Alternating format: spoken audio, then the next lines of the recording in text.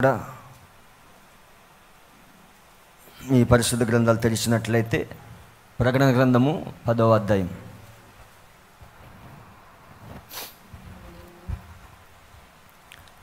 బలిష్ఠుడైన వేరొక దూత పరలోకం నుండి దిగివచ్చుట చూచితిని. ఆయన మేఘమును ధరించుకుని ఉండెను, ఆయన శిరస్సు మీద మేఘధనుషుండెను. ఆయన ముఖము సూర్యబింబం వలెను, ఆయన పాదములు అగ్నిస్తంభం వలె ఉండెను. ఆయన చేతులు విప్పబడి ఉన్న ఒక చిన్న పుస్తకం ఉండెను. ఆయన తన కుడి పాదము సముద్రం మీదను ఎడమ పాదం భూమి మీదను మోపి సింహము గర్జించినట్లు గొప్ప శబ్దముతో ఆర్భడించెను. ఆయన ఆర్భడించినప్పుడు 7 ఉరుములు వాటి వాటి శబ్దములు పలికెను. ఆ 7 ఉరుములు పలికినప్పుడు నేను రాయబోచుండగా 7 ఉరుములు పలికిన సంగతులకు ముద్ర వేయము, వాటిని రాయవద్దని పరలోకం నుండి ఒక స్వరము పలుకటి వింటిని. మరియు సముద్రం మీదను భూమి మీద నిలిచి ఉండగా నేను చూచిన దూత తన కుడి చెయ్యి ఆకాశం తట్టు ఎత్తి పరలోకమును అందులో ఉన్న వాటిని, భూమిని అందులో ఉన్న వాటిని, సముద్రమును అందులో ఉన్న వాటిని సృష్టించి యుగ యుగములు జీవించుచున్న వాడిని తోడు ఒట్టు పెట్టుకుని ఇక ఆలస్యం ఉండదు కానీ 7వ దూత పలుకు దినములలో అతడు బూర ఊదబోచుండగా దేవుడు తన దాసులకు ప్రవక్తలకు తెలిపిన సువార్త ప్రకారము దేవుని మర్మము సమాప్తమగునని చెప్పెను. దేవుడి యొక్క వాక్యం దీవించుగాక. ప్రార్థించుకుందాం. అందరూ కూడా తల ఉంచినట్లయితే ప్రార్థన చేసుకుందాం. పరిశుద్ధుడా, మహోన్నతుడా, సర్వశక్తిమంతుడా, నీ కొందనాలు. ఈ ఉదయకాల సమయంలో పాటల ద్వారా నిన్ను స్తుతించాము, సాక్ష్యం ద్వారా నిన్ను మహింపరిచాము. అతి ప్రాముఖ్యమైన సమయంలోకి మేము వచ్చాము. అది నీ వాక్యమై ఉన్నది. ఒక మనుషుడు లేఖనాలు అటు ఇటు త్రిప్పగలడే కానీ ప్రభువా, ఏ మనుషుడు లేఖనాలు అనువదించలేడని మా ప్రవక్త మాకు నేర్పించాడు ప్రభువా. ఇదిగో రంగం పైన నువ్వు నిలబడ్డావని నమ్ముతున్నాను. నువ్వు నిన్న నేడు నిరంతరము ఏకరీతిగా ఉన్న దేవుడు అని మేము నమ్ముతున్నాము. ఆ వధించబడుతున్న గొర్రెపిల్ల రక్తం కిందకు వచ్చి ప్రార్థిస్తున్నాము. ఈ ఉదయం మాతో స్పష్టంగా మాతో మాట్లాడు ప్రభువా. ఇక్కడ నీ సన్నిధి మాకు కావాలి ప్రభువా. నీ ప్రసన్నిధి ఇక్కడ మాకు కావాలి నాయన. నీ అగ్ని స్తంభము, నీ మేఘ స్తంభము ఇక్కడ ఉన్నదని మేము నమ్ముతున్నాము ప్రభువా. నిశ్చయంగా దేవా, ఈ చివరి దినాల్లో స్పష్టంగా నువ్వు మాట్లాడొచ్చున్న దేవుడవు. తప్పగా రంగంపై నువ్వు ఉన్నావని నమ్ముతూ మమ్మల్ని అందరినీ హస్తములలోకి అప్పగించుకుంటూ సమస్త మహిమ ఘనత ప్రభావాలు పొందమని ప్రభువైన యేసుక్రీస్తు నామములో అడుగుచున్నాను. ఆమేన్, ఆమేన్, ఆమేన్. దయచేసి అందరు కూర్చొనవచ్చు. మరి ఖాళీలు మధ్యలో చైర్స్ అన్నీ ఖాళీ ఉన్నాయి. మరి ముందుకి వచ్చేవలసిందిగా తెలియజేస్తున్నాను. ఆ చైర్స్ అన్ని ఫిల్ చేయండి. ఫస్ట్ వెనకాల కూర్చోవడానికి ప్రయత్నించకండి, ఎందుకంటే చైర్స్ ఉన్నాయి కాబట్టి వాక్యం ఎప్పుడు, దేవుని యొక్క వాక్యం ఎప్పుడు ముందు నుంచి వినడానికే ప్రయత్నించాలి. దేవుని యొక్క సన్నిధిలో మరి చక్కగా ముందు కూర్చొని వినడానికే ప్రయత్నించండి. దేవుడు మిమ్మల్ని దీవించునుగాక. అందరూ సంతోషంగా ఉన్నారా? హల్లెలూయా, గాడ్ బ్లెస్ యు. వధువా, దేవుడు మిమ్మల్ని దీవించునుగాక. మరి యొక్క ఉదయకాల సమయంలో మరొక్కసారి ఆయన సన్నిధిలో ఉండడాన్ని బట్టి దేవుణ్ణి స్తుతిస్తున్నాను. ఎందుకంటే ఆయన సన్నిధిలోనే గొప్ప ఆనందం ఉన్నది, ఆయన సన్నిధిలో గొప్ప సంతోషం ఉన్నది. మరి అందుని బట్టి దేవుణ్ణి స్తుతిస్తూ ఉన్నాను. మరి ఈ సమయంలో నేను వాక్యంలోకి వెళ్ళే ముందుగా జస్ట్ కొన్ని విషయాలు మీతో పంచుకుని నేను వెళ్ళాలని ఆశపడుతూ ఉన్నాను. మరి అందరి దగ్గర ఈ వర్తమానం ఉన్నదని నమ్ముతున్నాను. అయ్యలారా, ఇదేనా అంతం యొక్క సూచన? ఎవరికైనా లేనట్లయితే తీసుకోవచ్చు, ఎవరి దగ్గర లేకపోతే మరి మీరు వర్తమానం చెప్తున్నప్పుడు చూడాలనుకున్న వాళ్ళు కూడా చూడవచ్చు. మరి మీ ఇంట్లో కాపీ ఉంటే కనుక మరలా ఇక్కడ పెట్టేయచ్చు. మరి ఎవరికైనా కావాలంటే తీసుకోండి. వర్తమానం చెప్తున్నప్పుడు చూడాలనుకున్న వాళ్ళు మరి దేవుడు ఖచ్చితంగా మిమ్మల్ని దీవిస్తాడని నమ్ముతున్నాను. దేవుడు నామానికి మహిమ కలిగిన గాక. మరి ఈరోజు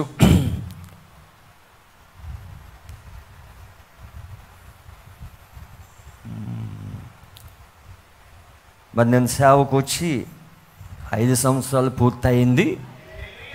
మరి 2017లో మరి నవంబర్ 26ని మరి సేవ ప్రారంభించడం అనేది జరిగింది. మరి అక్కడ దిగమరి ప్రాంతంలో మరి అద్దెకి తీసుకుని అప్పుడు కొద్దిమందితో మరి జోసెఫ్, అలాగే డానియలు, అలాగే హరుణ్, అలాగే అలా కొద్దిమందితో మరి మోహన్ గారు వాళ్ళ ఫ్యామిలీ వాళ్ళతో కొంచెం సేవ ప్రారంభమైంది.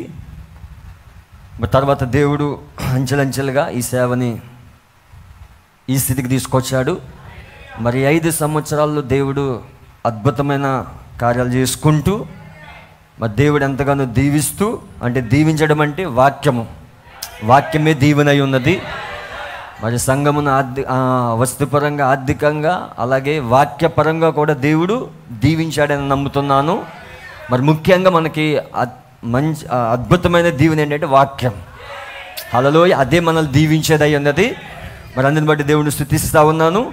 మరి నిన్న నవంబర్ 26 మరి 5 సంవత్సరాలు కంప్లీట్ అయింది. దేవుడు మహాకృపను బట్టి మరి అనేక శోధనలో, మరి వ్యాధుల్లో, బాధల్లో దేవుడే సహాయం చేసుకుంటూ మరి ఒక సేవకుడిగా మరి నా తపన, నా యొక్క లక్ష్యం అనేది మరి ఎల్లప్పుడూ నేను దాన్ని లక్ష్యంగా ఉంచుకుని నేను ముందుకు వెళ్తూ ఉన్నాను. ఎందుకంటే వధువుకి పరిచర్య చేయడానికి, మరి వధువుని, ఒక అద్భుతమైన వధువుని మరి దేవునికి అప్పగించాలనే ఉద్దేశంతో ఒక చిన్న భాగం. ఎందుకంటే ప్రపంచమంతా ఉంది వధువు. ప్రపంచంలో 5 రకాల పరిచర్య జరుగుతూ ఉన్నది. 5-fold మినిస్ట్రీ జరుగుతూ ఉన్నది. ప్రపంచంలో చాలామంది కాలపు వర్తమానం పట్టుకుని బోధిస్తూ ఉన్నారు. అందులో చిన్న భాగం మరి దేవుడు నాకు ఇచ్చిన వరాన్ని బట్టి, మరి దేవుడు వాడుకుంటున్న విధానం బట్టి సమస్త మహిమ ఘనత ఆయనకే చెల్లునుగాక. ఇది మన వలన కలిగింది కాదు, ఇది మన సామర్థ్యం కాదు, ఇది నా శక్తి కాదు, నా బలము కాదు, ఆయన కృప ఉన్నది ఇది. ఎందుకంటే ఏది చేసినా ఆయన చేయాలి. ఎందుకంటే ఆయన గడ్డి పలకను నిలబెట్టుకుని కూడా మాట్లాడగలడు. ఆయన బలహీనమైన శరీరాన్ని నిలబెట్టుకుని కూడా ఆయన కార్యాలు జరిగించగలడు. మరి సమస్త మహిమ ఘనత ఆయనకే చెల్లునుగాక. దేవుడు మిమ్మల్ని దీవించునుగాక. మరి ఈ సమయంలో ఖచ్చితంగా మరి 5వ సంవత్సరంలోనే మనం ముద్రలు ప్రారంభించాం. కృప, హల్లెలూయా. నిజంగా అందుని బట్టి దేవుడిని స్తుతిస్తూ ఉన్నాను. దేవుని నామానికి మహిమ కలిగినగాక. అయితే నేను వర్తమానంలోకి వెళ్ళే ముందు కొన్ని విషయాలు సంఘంతో మాట్లాడాలని ఆశపడతా ఉన్నాను. ఎందుకంటే మనం దేవుని సన్నిధికి వచ్చేటప్పుడు ఖచ్చితంగా మనం ఒక సిద్ధపాటుతో రావాలి. ఎందుకంటే దేవుడు నీతో మాట్లాడాలన్నా, ఆయన వాక్యము స్పష్టంగా నీకు అర్థం కావాలన్నా మొదటిగా నువ్వు దేవుని సన్నిధికి సిద్ధపడి రావాలి. ఎందుకంటే సిద్ధపాటు లేకుండా మనం వచ్చినట్లయితే దేవుడు ఏమాత్రం మాట్లాడినా కూడా అది నీ తలలపై నుంచి వెళ్ళిపోతుంది, నీ చెవుల ప్రక్కడి నుంచి వెళ్ళిపోతుంది. ఎందుకంటే ప్రతిరోజు ఆయనతో సహవాసం కలిగి ఉండాలి. ప్రతిరోజు ఆయనతో నీకు వ్యక్తిగతమైన సంబంధం అనేది ఉండాలి. అలా లేకుండా వస్తే గనక నేను ఎంత ప్రసంగించినా అది నీకు వెళ్ళదు. నేను స్పష్టంగా చెప్తా ఉన్నాను. ఎందుకంటే హానోకు దేవునితో నడిచిననున్నది. హానోకు దేవునితో నడవడం అంటే హానోకు తన పనులు మానేసి దేవునితో నడవడం కాదు. హానోకు తన కుటుంబాన్ని ప్రక్కకు పెట్టేసి దేవునితో నడవడం కాదు. హానోకు దేవునితో నడవడం అంటే ప్రతిరోజు దేవుడు హానోకుతో మాట్లాడుతూ ఉన్నాడు. దేవుడు ఆ రోజు ఏదైతే మాట్లాడాడో ఆ రోజు మాట, ఆ రోజు వచ్చిన బయలుపాటిని బట్టి హానోకు నడుస్తూ ఉన్నాడు. దేవుడు మరొక రోజు దేవుడు మాట్లాడుతూ ఉన్నాడు. ఆ రోజు మాట్లాడిన మాటను బట్టి, ఆ రోజు వచ్చిన ప్రత్యక్షతను బట్టి హానోకు నడుస్తూ ఉన్నాడు. హానోకు కుటుంబం ఉన్నది, హానోకు పిల్లలు ఉన్నారు, హానోకు ఏదో పని కలిగి ఉన్నాడు అక్కడ. హల్లెలూయా. హానోకు ఏదో ఉద్యోగం చేసి ఉండొచ్చు, లేకపోతే ఏదో పని చేసి ఉండవచ్చు. అవేమీ విడిచిపెట్టకుండానే హానోకు దేవునితో నడుస్తూ ఉన్నాడు. హల్లెలూయా. దేవునితో నడవడం అంటే ప్రతిరోజు ఇంకా 24 గంటల వాక్యం చదవమని కాదు. నీ కుటుంబాన్ని నువ్వు పోషించుకుంటూ, నీ పని నువ్వు చేస్తూ, హల్లెలూయా, నీ భార్య బిడ్డలను పోషిస్తూ ఎక్కువ సమయాన్ని, నీకున్న సమయంలో ఎక్కువ సమయాన్ని దేవునికి ఇవ్వాలి. వాక్యం చదవడానికి ఇవ్వాలి, వర్తమానం చదవడానికి ఇవ్వాలి, హల్లెలూయా. అలాగే ప్రార్థించడానికి సమయం ఇవ్వాలి. అలా ఎప్పుడైతే నీ జీవితంలో జరుగుతుందో అప్పుడు దేవుడు నీతో స్పష్టంగా మాట్లాడుతూ ఉంటాడు. ఈ కార్యాలన్నీ ఏమి చేయకుండా నువ్వు దేవుని సన్నిధికి వచ్చినా ఏదో అలవాటు ప్రకారంగా వస్తావు, కూర్చుంటావు, ఎంతో అద్భుతమైన ప్రసంగం ఇక్కడ వెళ్తుంది, అది నీకేం అర్థం కాదు. నీ ఆలోచనలు ఎక్కడో ఉంటాయి, నువ్వు మనసు మాత్రమే ఎక్కడో ఉంటావు, ఆలోచనలు ఎక్కడో ఉంటాయి. కానీ దేవుని సన్నిధికి ఎందుకు వస్తున్నామంటే మనం ఆలోచించడానికి కాదు. హల్లెలూయా. చాలామంది ఇక్కడ కూర్చుని అప్పుల కోసం ఆలోచిస్తూ ఉంటారు, కుటుంబ సమస్యల కోసం ఆలోచిస్తూ ఉంటారు. హల్లెలూయా. బయట ఇతర సమస్యల కోసం ఆలోచిస్తూ ఉంటారు. అసలు ఆ ఆలోచనలు ఏమి రాకుండా ఉండే స్థలం ఇది. నీ ఆలోచనలు అన్నీ బంధించబడాలి ఇక్కడ. అలా ఎప్పుడు బంధించబడతాయంటే ప్రతిరోజు దేవునితో సహవాసం ఉన్నప్పుడు, ప్రతిరోజు వ్యక్తిగతంగా దేవునికి నీకు పర్సనల్ కాంటాక్ట్ ఉన్నప్పుడు, ప్రతిరోజు వాక్యం చదివే అనుభవం ఉన్నప్పుడు ఖచ్చితంగా కార్యం ఇక్కడ జరుగుతుంది. సేవకుడు ఎంత గొప్ప, ఎంత అద్భుతంగా ప్రిపేర్ అయ్యి వాక్యం తీసుకొచ్చినా అది నిష్ప్రయోజనం. ఎందుకంటే ఆ వాక్యం తెలుసుకోవాలన్న ఆశ నీలో ఉండాలి. హల్లెలూయా. అందుకే వాక్యం వినేటప్పుడు అటు ఇటు చూడకూడదు. వాక్యం వినేటప్పుడు మన పక్క వాళ్ళు ఏమవుతున్నా సరే వాళ్ళ గురించి పట్టించుకోకూడదు. హల్లెలూయా. అంత కాన్సన్ట్రేషన్గా నువ్వు వాక్యం వింటేనే. హల్లెలూయా. ఇప్పుడు హానోకు దేవుని చేత సాక్ష్యం పొందాడు. హానోకు గురించి దేవుడే సాక్ష్యం ఇచ్చాడు. హేబేలు కోసం దేవుడే సాక్ష్యం ఇచ్చాడు. నోవహు కోసం దేవుడే సాక్ష్యం ఇచ్చాడు. హానోకు ఇవ్వలేదు సాక్ష్యం అక్కడ. హల్లెలూయా. నేను ప్రతిరోజు దేవునితో నడుస్తున్నాను సాక్ష్యం ఇవ్వలేదు హానోకు. దేవుడే హానోకు కోసం సాక్ష్యం ఇస్తా ఉన్నాడు. దేవుడే హేబేలు కోసం సాక్ష్యం ఇస్తా ఉన్నాడు. ఏంటి? వాళ్ళు చేసిన పనులను బట్టి, వాళ్ళు చేసిన క్రియలను బట్టి. హల్లెలూయా. దేవుడు నామడి మమ్మిగలను గాక. అందుకే నీ గురించి సాక్ష్యం దేవుడు ఇవ్వాలి. దేవుడు నీ గురించి సాక్ష్యం ఇవ్వాలంటే ఆ క్రియలు నీలో కనిపించాలి. హల్లెలూయా. నేను వర్తమాన విశ్వాసం, నేను అంటే మెసేజ్ నమ్ముతున్నాను, నేను ప్రవక్త బ్రహ్మం వర్తమానం నమ్ముతున్నాను, అది నువ్వంటే కాదు, నీ గురించి దేవుడు ఇవ్వాలి సాక్ష్యం. అది నువ్వు చెప్పుకుంటే కాదు, నేను ఫలానా సంఘాన్ని చెందున్నాను నువ్వు చెప్పుకుంటే కాదు, ఆ మర్మయుక్తమైన శరీరంలో నువ్వు భాగమై ఉండాలి. ఈరోజు వచ్చిన సమస్య అదే. ప్రజలు వారమంతా బైబిల్ తీరు, వారమంతా వర్తమానం చదవరు, వారమంతా ప్రార్థించరు. ఆదివారం వచ్చి వాక్యం వినడం వల్ల ఏమీ అర్థం కాదు. నేను స్పష్టంగా చెప్తున్నాను, నువ్వు నిజంగా వధువైతే, నువ్వు నిజంగా పెండ్లి కుమార్తెవైతే ప్రతిరోజు పరిశుద్ధ గ్రంథాన్ని ధ్యానిస్తాం. ఇది నేను చెప్పాల్సిన అవసరం లేదు. ప్రతిరోజు వర్తమానం చదువుతా. ఎందుకంటే ఆశ లోపల నీలో ఉంటుంది, ఆ యొక్క తపన నీలో ఉంటుంది. హల్లెలూయా. దేవుడు నామడి మమ్మిగలను గాక. అందుకే ఇక్కడ ప్రసంగం విన్నప్పుడు కూడా ఇంటికి వెళ్ళి మళ్ళీ వర్తమానంలో ప్రవక్త ఎక్కడ చెప్పాడో చూస్తావు, ఒరిజినల్ వాయిస్ వింటూ ఉంటావు, ప్రవక్త ఏ వర్తమానాలు ఇది బోధించాడో చూస్తూ ఉంటావు. హల్లెలూయా. దేవుడు నామడి మమ్మిగలను గాక. అలా చేసేటప్పుడే నీకు వాక్యము పూర్తిగా వెళ్తుంది. వాక్యం నీలో శరీరధార అవుతుంది. వాక్యము శరీరధార అవ్వడం అంటే ఆ వాక్యము నువ్వు తింటా ఉన్నప్పుడు, ఆ వాక్యం నువ్వు వింటా ఉన్నప్పుడు, అది ఆ యొక్క ప్రత్యక్షత నీలో అది కుమ్మరించబడతా ఉన్నప్పుడు, ఆ ప్రత్యక్షత నువ్వు పొందుకుంటా ఉన్నప్పుడు అది నీలో శరీరంలో భాగమయ్యేది. ఆ వాక్యాన్ని, ఏ వాక్యాన్ని అయితే నువ్వు వింటున్నావో దాన్నే జీవిస్తావు. అర్థమవుతుందా? నువ్వే వాక్యం అయితే వింటున్నావో దాన్నే జీవిస్తావు. చూడండి, మనం ఏదైతే వింటామో అదే మాట్లాడతాం. అవునా? నువ్వు ఎక్కువ రాజకీయం కోసం విన్నావు అనుకోండి, రాజకీయమే మాట్లాడతావు. హృదయం నిండిన దాన్ని బట్టే నువ్వు మాటలు వస్తాయి. నువ్వు లోకస్తుల కోసం మాట్లాడుతున్నావు అనుకోండి, ఆయా కుటుంబాల కోసం మాట్లాడుతున్నావు అనుకోండి, అవే నీ నోట్లోంచి వస్తాయి. అదే నువ్వు వాక్యం ఎక్కువ వింటున్నావు అనుకోండి, నువ్వు మాట్లాడేటప్పుడు కూడా వాక్యం మాట్లాడతావు. వాక్యం వినే వ్యక్తి ఒక సహోదరుడు కలిసినప్పుడు వాక్యమే మాట్లాడతాడు. వాక్యం వినే వ్యక్తి మరి ఎవరైనా కలిసినప్పుడు వాక్యమే పంచుకుంటాడు. వాక్యం వినే వ్యక్తి ఎవరికైనా ఫోన్ చేస్తాడు వాక్యమే పంచుకుంటాడు. ఇంక వేరేది రాదు అక్కడ.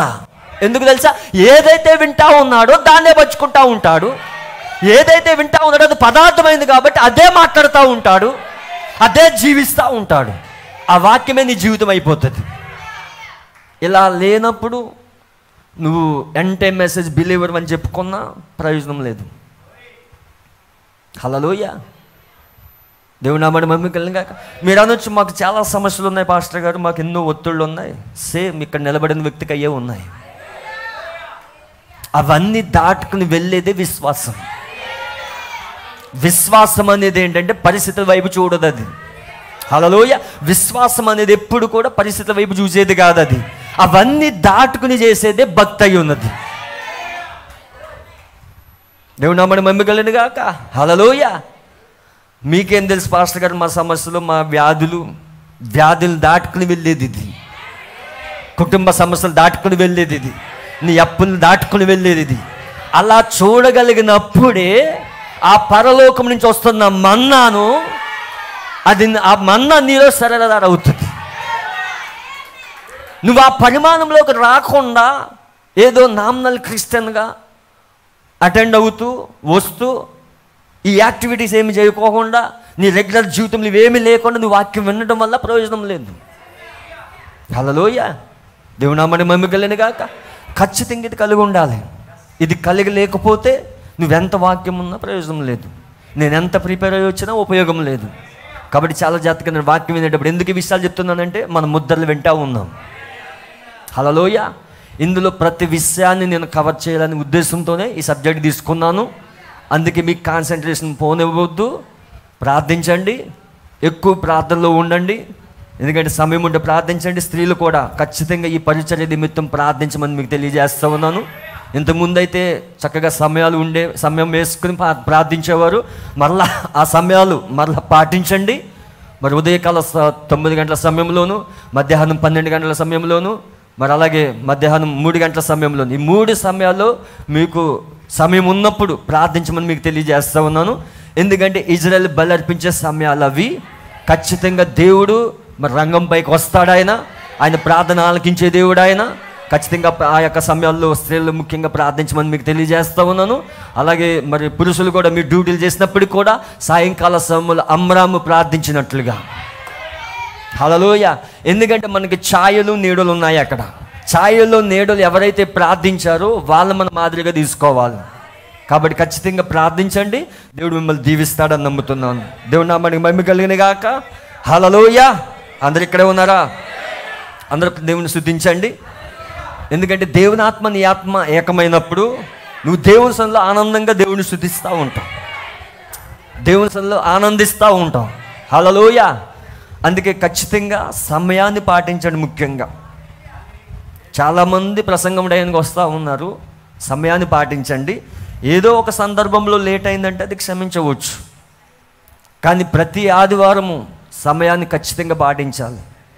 నువ్వు నిజంగా అంటే మెసేజ్ బిలీవర్ అయితే, ఈ కాలపు వర్తమానం నమ్మిన వ్యక్తి అయితే పదే చెప్పించుకోవద్దు.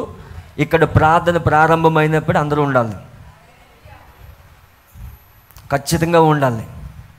అది ప్రవక్త చెప్పిన మాట అయి ఉన్నది. అది ఆ మాటకి లోబడితే ఖచ్చితంగా వచ్చి ప్రార్థించండి.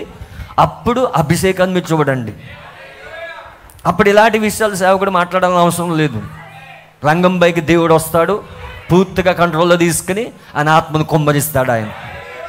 అందుకే ప్రజలు సరిగా లేనప్పుడు ఖచ్చితంగా ఖండించాలి, సరిచేయాలి ప్రజలు. ఎందుకంటే కాపర్ అనేవాడు ప్రతి దాన్ని ఖండించాలి. ఖండించేవాడే కాపర్ అయి ఉన్నాడు. ప్రతి పాపాన్ని, ప్రతి అతిక్రమాన్ని ఖండించాలి. క్రమంలోకి రండి మనం. ఎందుకంటే మనం వింటున్న వర్తమానం చాలా ప్రాముఖ్యమైంది. ఖచ్చితంగా దేవుడు మిమ్మల్ని దీవిస్తాడని నమ్ముతున్నాను. ఒక వధువుగా సిద్ధపడండి, మరి పెండ్లి కుమార్తెగా సిద్ధపడి ఆయన రాకడలో మనం కొనుక్కోబడాలి. అదే మన లక్ష్యం. అది అందుకే మనం వస్తున్నాం, అందుకే మనం దేవుణ్ణి సేవిస్తూ ఉన్నాం. ఏదో మత ఆచారాన్ని పాటించడానికి రావట్లేదు ఇక్కడికి. మనం దేని కొరకు వస్తున్నామంటే సజీవంగా ఎత్తబడాలని, రాకడలో కొనుక్కోబడాలని మనం వస్తున్నాం ఇక్కడికి. దేవుడు మిమ్మల్ని దీవించును గాక. మరి యొక్క ఉదయకాల సమయంలో అయ్యలారా ఇదేనా ఆ సమయం అనే వర్తమానం నుంచి నేను ఎంతవరకు మాట్లాడానంటే మొదటి 4 కళలు బోధించాను నేను. అవునా అన్నప్పుడు మీరు చదివి ఉంటే, మీరు నిజంగా ఆ యొక్క బుక్ని, ఆ పుస్తకాన్ని చదివి ఉంటే ఆమెనని చెప్తారు. ఎందుకంటే ఆ ఉద్యమం మీలో నుంచి వస్తుంది. అందుకే నేను ఆమెను చెప్పమని నేను ఎప్పుడు అన్నాను. ఆ వాక్యం నిన్ను తాకితే నువ్వు ఆమెను చెప్తావు. ఆ వాక్యం నిన్ను తాకాలి. ఇప్పుడు తాగితే ఆ వాక్యమే నిన్ను లేపుతుంది. చాలామంది ప్రసంగికులు ఆమె చెప్పండి బలవంతంగా ఎప్పుడు చెప్పొద్దు. ఆ వాక్యం నిన్ను తాకితే ఆ వాక్యం లేపుతుంది. హల్లెలూయా, దేవుని నామమున మహిమ గాక. చూడండి, ఈ వర్తమానం అనేది చాలా ప్రాముఖ్యము. మరి అంత మాత్రమే కాదు, దీన్ని ప్రవక్త యొక్క వాయిస్ కూడా వినమని తెలియజేస్తున్నాను. ప్రవక్త యొక్క వాయిస్ను కూడా వినండి. ప్రవక్త యొక్క వాయిస్ ఇంగ్లీష్లో ఉంది, మరి ఇది తెలుగులో లేదు. అయితే మేము ప్రయత్నిస్తూ ఉన్నాము. అంటే ఆడియో క్యాసెట్లో ఉంటే కనుక దాన్ని రికార్డింగ్ చేసి మన యూట్యూబ్ ఛానల్లో ప్రవక్త మాట్లాడింది అలాగే తెలుగు ట్రాన్స్లేషన్ పెట్టాలని మేము ఆశిస్తూ ఉన్నాము, ప్రయత్నిస్తున్నాను నేను. అది దొరికితే కనుక, ఆడియో క్యాసెట్ దొరికితే కనుక దాన్ని రికార్డింగ్ చేసి పెట్టడం జరుగుతుంది. ఎందుకంటే ప్రవక్త స్వరాన్ని ఖచ్చితంగా వినాలి. మరి అది మేము ప్రయత్నిస్తూ ఉన్నాము. అయితే చాలా జాగ్రత్తగా గమనించండి. ఈ కళలు మీకు స్పష్టంగా అర్థం కావాలి. ఎందుకు ఈ విషయాలు చెప్తుందంటే మనసులో ప్రింట్ పడిపోవాలి. ఇవి ఈ కళలు అనేవి మనసులో ప్రింట్ పడాలి. ఫస్ట్ మనం చూసిన కళ జూనియర్ జాక్సన్ కళ, అవునా? దేవుని నామానికి మహిమ కలుగాక. ప్రవక్తకి ఫస్ట్ ఒక దర్శనం వచ్చింది. ఫస్ట్ దర్శనం, ఆ దర్శనం ప్రకారంగా ఆ దర్శనం వచ్చినప్పుడు ప్రవక్త ఎక్కడికి వెళ్ళాలంటే జెఫర్సన్ విల్ విడిచిపెట్టి ఆయన పశ్చిమానికి వెళ్ళిపోవాలి, అవునా? అది ఫస్ట్ కళ. అది నేను దాన్ని చెప్పాను. తర్వాత మొదటిగా 6 కళలు వచ్చాయి. ఫస్ట్ది జూనియర్ జాక్సన్ కళ. జూనియర్ జాక్సన్ కళ మనం చూసాము.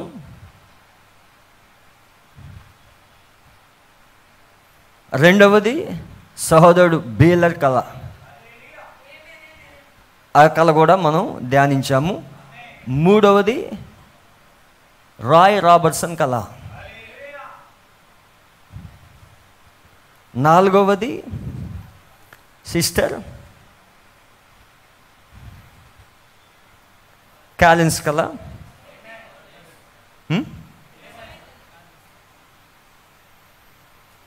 సిస్టర్స్ కాలిన్స్ కళ. చాలా జాగ్రత్తగా వినండి. మొత్తం 4 కళలు ధ్యానించాం మనం. ఎవరైనా వినని వారు ఉంటే మరలా విని దాన్ని మనసులో ముద్రించబడాలి. మీకు ప్రతి వాళ్ళు కాన్సన్ట్రేషన్ ఇటే పెట్టండి. ఎవరు అటు ఇటు తిరగవద్దు, ఎవరు అటు ఇటు మీ కాన్సన్ట్రేషన్ పోనివ్వద్దు. ఇది చాలా ప్రాముఖ్యమైన వర్తమానం. అందుకే నేను నెమ్మదిగా బోధిస్తూ ఉన్నాను. సమయం తీసుకున్నా నెమ్మదిగా ఎందుకు బోధిస్తున్నానంటే ఇది ఖచ్చితంగా ఈ వర్తమానం అర్థమవుతేనే మీకు క్లియర్ పిక్చర్ అనేది వస్తుంది. మొదటిగా దర్శనాన్ని మనం చూసాము. ఫస్ట్ కళ జూనియర్ జాక్సన్కి కళ వచ్చింది. ఆ కళలో ప్రవక్తకి ఒక వస్తువు ఇవ్వబడింది, గుణపం ఇవ్వబడింది. అదే రాజఖడ్గమై ఉన్నది.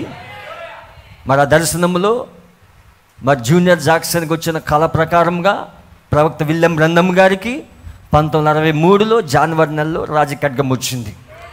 సెబెనో క్యానన్ పైన ప్రార్థిస్తున్నప్పుడు రాజఖడ్గం వచ్చింది. ఆ రాజఖడ్గాన్ని తీసుకుని ఆ యొక్క పిరమిడ్ యొక్క కప్పుని తెరిచాడు ఆయన.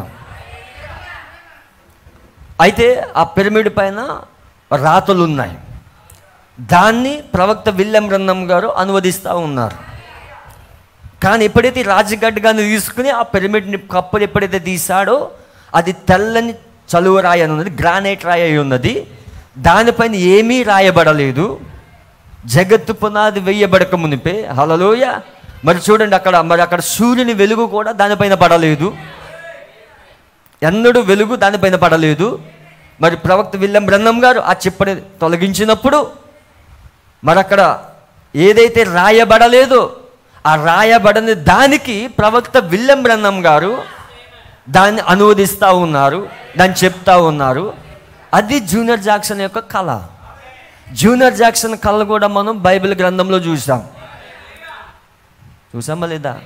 జకరియా గ్రంథంలో 3వ అధ్యాయంలో ఆ రాతిని చూడండి అని, ఆ రాతికి 7 కన్నులు ఉన్నాయి, 7 నక్షత్రాలు ఉన్నాయి. హల్లెలూయా. దాన్ని అక్కడ చూసాం మనం. అలాగే దానియేలు కాలంలో కూడా చేతి సహాయం లేని రాయి, ఆ రాయి వచ్చి పాదముల పైన పడిందని చూసాము. హల్లెలూయా. అలాగే ప్రకటన 10లో ఆయన బలిష్ఠైన దూతగా దిగు వస్తూ ఉన్నాడు, శిరస్సుగా దిగు వస్తూ ఉన్నాడు ఆయన. ఇది జూనియర్ జాక్సన్ కళ. అది అర్థమైందా? జూనియర్ జాక్సన్ కళ మనం చూసాం. రెండవది సోదరుడు బేలర్ కళ. బేలర్ కళలో మనం ఏం చూసామంటే అక్కడ విలియం బ్రన్హం గారు మరి ఆ కళలో మనం చూస్తున్నట్లుగా, కళలో చెప్తున్నట్లుగా, మరి రెండవ కళలో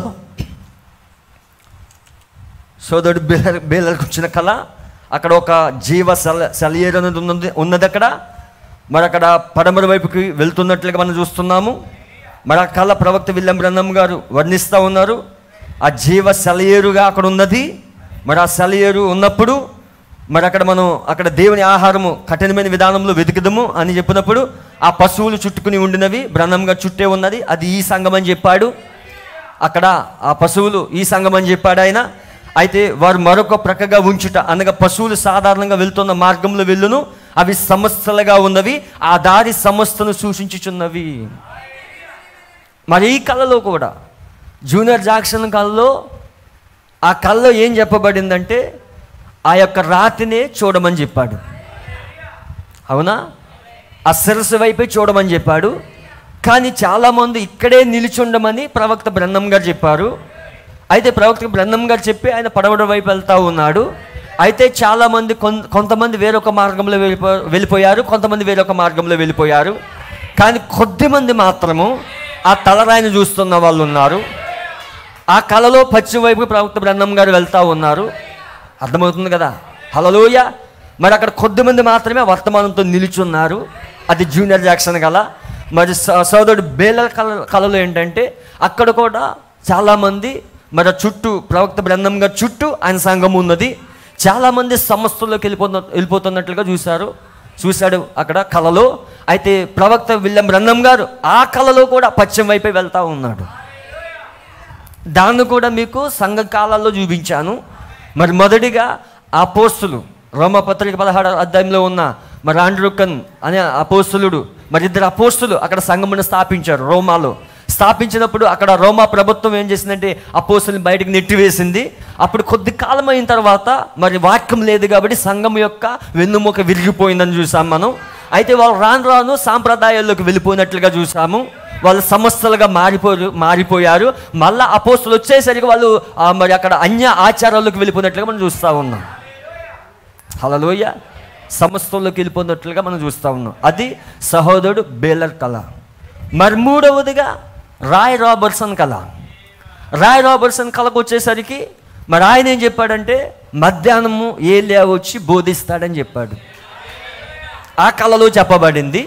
మరి మధ్యాహ్నం ఏలియా వచ్చి బోధిస్తాడన్నప్పుడు అక్కడ ఎవరు లేరు, అందరు భోంచేసి వెళ్ళిపోయారు, ఎవరు లేరు అక్కడ. హల్లెలూయా. మరి అది కూడా లేఖనంలో చూపించాను మీకు.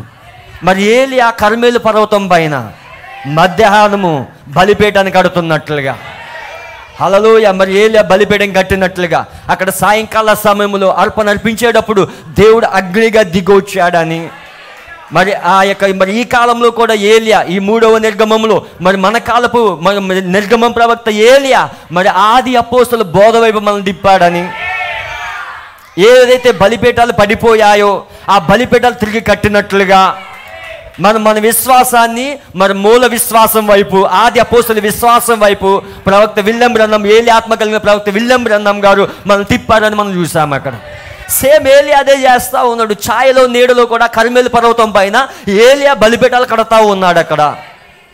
హల్లెలూయా. తర్వాత మేఘం వచ్చింది. దేవుని నామమున మహిమ కలుగాక. కళ అక్కడ కరెక్ట్గా సరిపోయింది. మధ్యాహ్న కాల సమయంలో ఏలియా ఆ పని చేశాడు. మరి ఇక్కడ కూడా ఏలియా వచ్చి బోధిస్తాడు మధ్యాహ్న సమయంలో అన్నప్పుడు ఎవరు లేరు అక్కడ. ఆ కళ కూడా వాక్యానికి సరిపోయింది.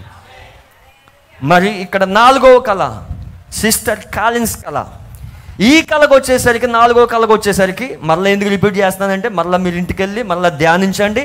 నేను వాక్యంలో నుండి ప్రవక్త బ్రన్హం గారి యొక్క వర్తమానంలో నుండి వాక్యంలో నుండి మాట్లాడుతూ ఉన్నాను నేను.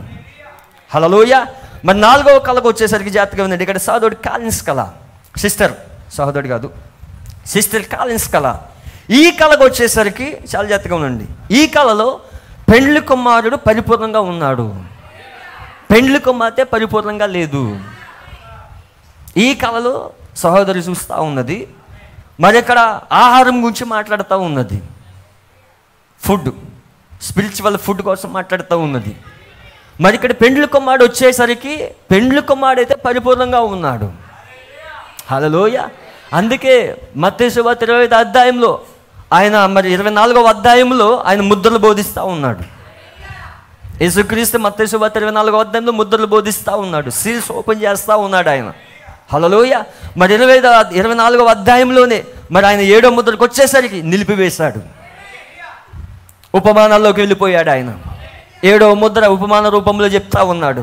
మరి మత్తయి సువార్త 25వ అధ్యాయంకి వచ్చేసరికి అది బుద్ధి గల కన్యకులు, బుద్ధి లేని కన్యకులు, అది కూడా ఉపమానమై ఉన్నది. ఆ ఉపమానంలో ఇదిగో పెండ్లి కుమారుడు, ఆ స్వరము ఎవరిదంటే ఈ కాలపు ప్రవక్త విలియం బ్రన్నంది. మన కాలపు ప్రవక్త ఇదిగో పెండ్లి కుమారుడు అని చెప్పాడు ఆయన. హల్లెలూయ. అర్ధరాత్రి వేళ ఇదిగో పెండ్లి కుమారుడు, అతను ఎదుర్కొనరండని కేక వినబడెను.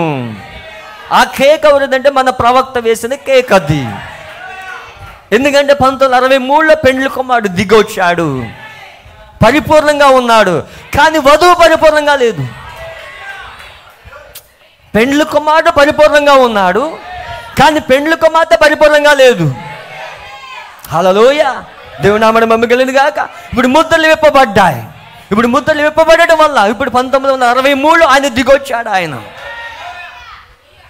హల్లెలూయ. ప్రకటన 10లో దిగొచ్చాడు ఆయన. మత్తయి సువార్త 25వ అధ్యాయంలో ఇదిగో పెండ్లి కుమారుడు అని కేక విలియం బ్రన్నంది. ఎందుకంటే మొదట రాకడ ముందుగా మరి బాప్టిస్మ ఇచ్చి యోహాను, ఏలి ఆత్మ కలిగిన యోహాను ఇదిగో గొర్రె పిల్లని ఆగవేశాడు. ఎవరా గొర్రె పిల్ల? మొదట రాకడలో ప్రభువైన యేసుక్రీస్తు. ఇదిగో గొర్రె పిల్ల అన్నాడు. ఇదిగో అంటే చూడు, ఆల్రెడీ కనిపిస్తా ఉన్నాడు అక్కడ. ఇదిగో గొర్రె పిల్ల అన్నాడు. ఇదిగో అని ఎప్పుడంటాం? చూడమని దాన్ని. మరి ఇదిగో పెండ్లి కుమారుడు అన్నాడు ఆయన, చూడమని ఆయన్ని. హల్లెలూయ. అక్కడే ఉన్నది గొర్రె పిల్ల. గొర్రె పిల్ల పరిచయం చేయవలసింది బాప్తిస్మ ఇచ్చే యోహాను. పెండ్లి కుమారుని పరిచయం చేయవలసింది ఈ కాలపు ఏలియా. అందుకే ఇదిగో పెండ్లి కుమారుడు ప్రకటన 10లో దిగొస్తా ఉన్నాడు ఆయన. ఆయన దిగి వచ్చునని ఉన్నది. పరలోకము నుండి బలిష్ఠుడైన దూత దిగి వచ్చును. దిగొచ్చాడు ఆయన, పరలోకం నుంచి దిగొచ్చాడు ఆయన. దేవుని నామమున మహిమ కలుగును గాక. హల్లెలూయ. ఇంగ్లీష్లో ఏమని ఉన్నది అది? ప్రకటన 10:1. And I saw another mighty angel come down from heaven. హల్లెలూయ. ఆయన దిగి వచ్చెను. పెండ్లి కుమారుడు పరిపూర్ణంగా ఉన్నాడు, కానీ పెండ్లి కుమార్తె పరిపూర్ణంగా లేదు. ఇప్పుడు పెండ్లి కుమార్తె పరిపూర్ణతలోకి రావాలంటే, ఉంటున్నారా? పెండ్లి కుమార్తె పరిపూర్ణంలోకి రావాలంటే ఇప్పుడు 1963లో ఆయన దిగొచ్చాడు ఆయన. ముద్రలు విప్పాడు ఆయన, విప్పబడిన పుస్తకాన్ని తీసుకొచ్చాడు. ప్రకటన 5లో గొర్రెపిల్లగా ముద్రలు విప్పాడు ఆయన. ప్రకటన 10లో విప్పబడిన పుస్తకంతో వస్తూ ఉన్నాడు ఆయన. ఆ విప్పబడిన పుస్తకంతో వస్తున్నప్పుడు 7వ దూత భూమిపైన ఉన్నాడు ఆయన. అర్థమవుతుందా? 7వ దూత భూమిపైన ఉన్నాడు. ఆ సమయంలోనే విప్పబడిన పుస్తకంతో వస్తూ ఉన్నాడు ఆయన. 1963 నుంచి 65 వరకు ఆర్భాట వర్తమానం. 1966 నుండి ఇప్పటి వరకు, ఇంకా కాలం ఉంటే ఇప్పటి వరకు 5 రకాల పరిచర్య. మొదటి రాకల్లో ఏలియా పరిచర్య, ఆయన వచ్చే ముందు ఏలియా పరిచర్య, ఒక్క మనుషుని పరిచర్య. ఆ ఏలియా వచ్చి ఎవరిని పరిచయం చేశాడంటే గొర్రె పిల్లని పరిచయం చేశాడు, తలరాయిని పరిచయం చేశాడు ఆయన. హల్లెలూయా. తలరాయిని పరిచయం చేశాడు ఆయన. అది ఒక్క మనుషుని పరిచర్య. కానీ అపోస్తల కార్యాలు అనేక సభ్యులు కలిగిన పరిచర్య, అదే 5 రకాల పరిచర్య. సేమ్ ఇప్పుడు 2వ రాకడలో కూడా మళ్ళా 2వ రాకడ ముందు ఏలియా పరిచర్య, అది ఒక్క మనుషుని పరిచర్య. మరలా ఆయన తలరాయిని పరిచయం చేయవలసి ఉన్నది. తలరాయిని పరిచయం చేశాడు, తలరాయి దిగు వచ్చింది. అది మనిషి కుమారుని పరిచర్య. ఇప్పుడు 66 నుండి ఇప్పటి వరకు, 1966 నుండి 2022 వరకు ఇంకా సమయం ఉంటే 5 రకాల పరిచర్య, అనేక సభ్యులు కలిగిన పరిచర్య. ఎందుకంటే వాక్యం ఎప్పుడు కూడా ఛాయకి నీడకి సరిపోవాలి. ప్రవక్త ఏమన్నాడంటే, నీకేదైనా ప్రత్యక్షత వచ్చినప్పుడు అది వాక్యం అంతా సరిపోవాలి. అది నీకేదైనా బయలుపాటు వచ్చినప్పుడు అది ఛాయల్లో నీడల్లో కరెక్ట్గా సరిపోవాలి. అది అలా సరిపోతేనే నీకు వచ్చిన ప్రత్యక్షత నిజమది, లేకపోతే అది దెయ్యం నుండి వచ్చింది అన్నాడు ప్రవక్త. ఏ ప్రత్యక్షత నువ్వు చెప్పినా కానీ ఛాయల్లో నీడల్లో నువ్వు చూపించగలగాలి. అలా చూపిస్తేనే దానికి సరిపోతేనే అది అసలైన ప్రత్యక్షత. అది అందుకే ప్రవక్త విలియం బ్రన్హం గారు బోధించేటప్పుడు పాత నిబంధన ఎత్తుకుని బోధించేవాడు ఆయన. ఎందుకు పాత నిబంధన ఎందుకు ఎత్తుకుని బోధించేవాడు అంటే, ప్రవక్త బ్రన్హంని అడిగారు, ఎందుకు నువ్వు పాత నిబంధన ఎక్కువగా బోధిస్తావు? ఆయన అన్నాడు, నేను చదువులేని వ్యక్తిని, నాకు ఛాయలు నీడలు చెప్తేనే నేను నిజ రూపాన్ని తీసుకురాగలను. ఆయన చదువులేని వ్యక్తి, ప్రవక్త ఆయన. దేవుడు నామమున మహిమ గాక. ప్రవక్త ఆయన, భవిష్యత్తుని చెప్పేవాడు ఆయన. హల్లెలూయా, దేవుడు నామమున మహిమ గాక. మరి ఆయన ఛాయలు నీడలు ఎత్తుకొని వాక్యాన్ని బోధించేవాడు. ఆయన తన ప్రవచనాన్ని జీవించేవాడు, తన కాలాన్ని జీవించేవాడు. అలా భవిష్యత్తులో జరగబోయే పరిచర్యను జీవించాడు ఆయన.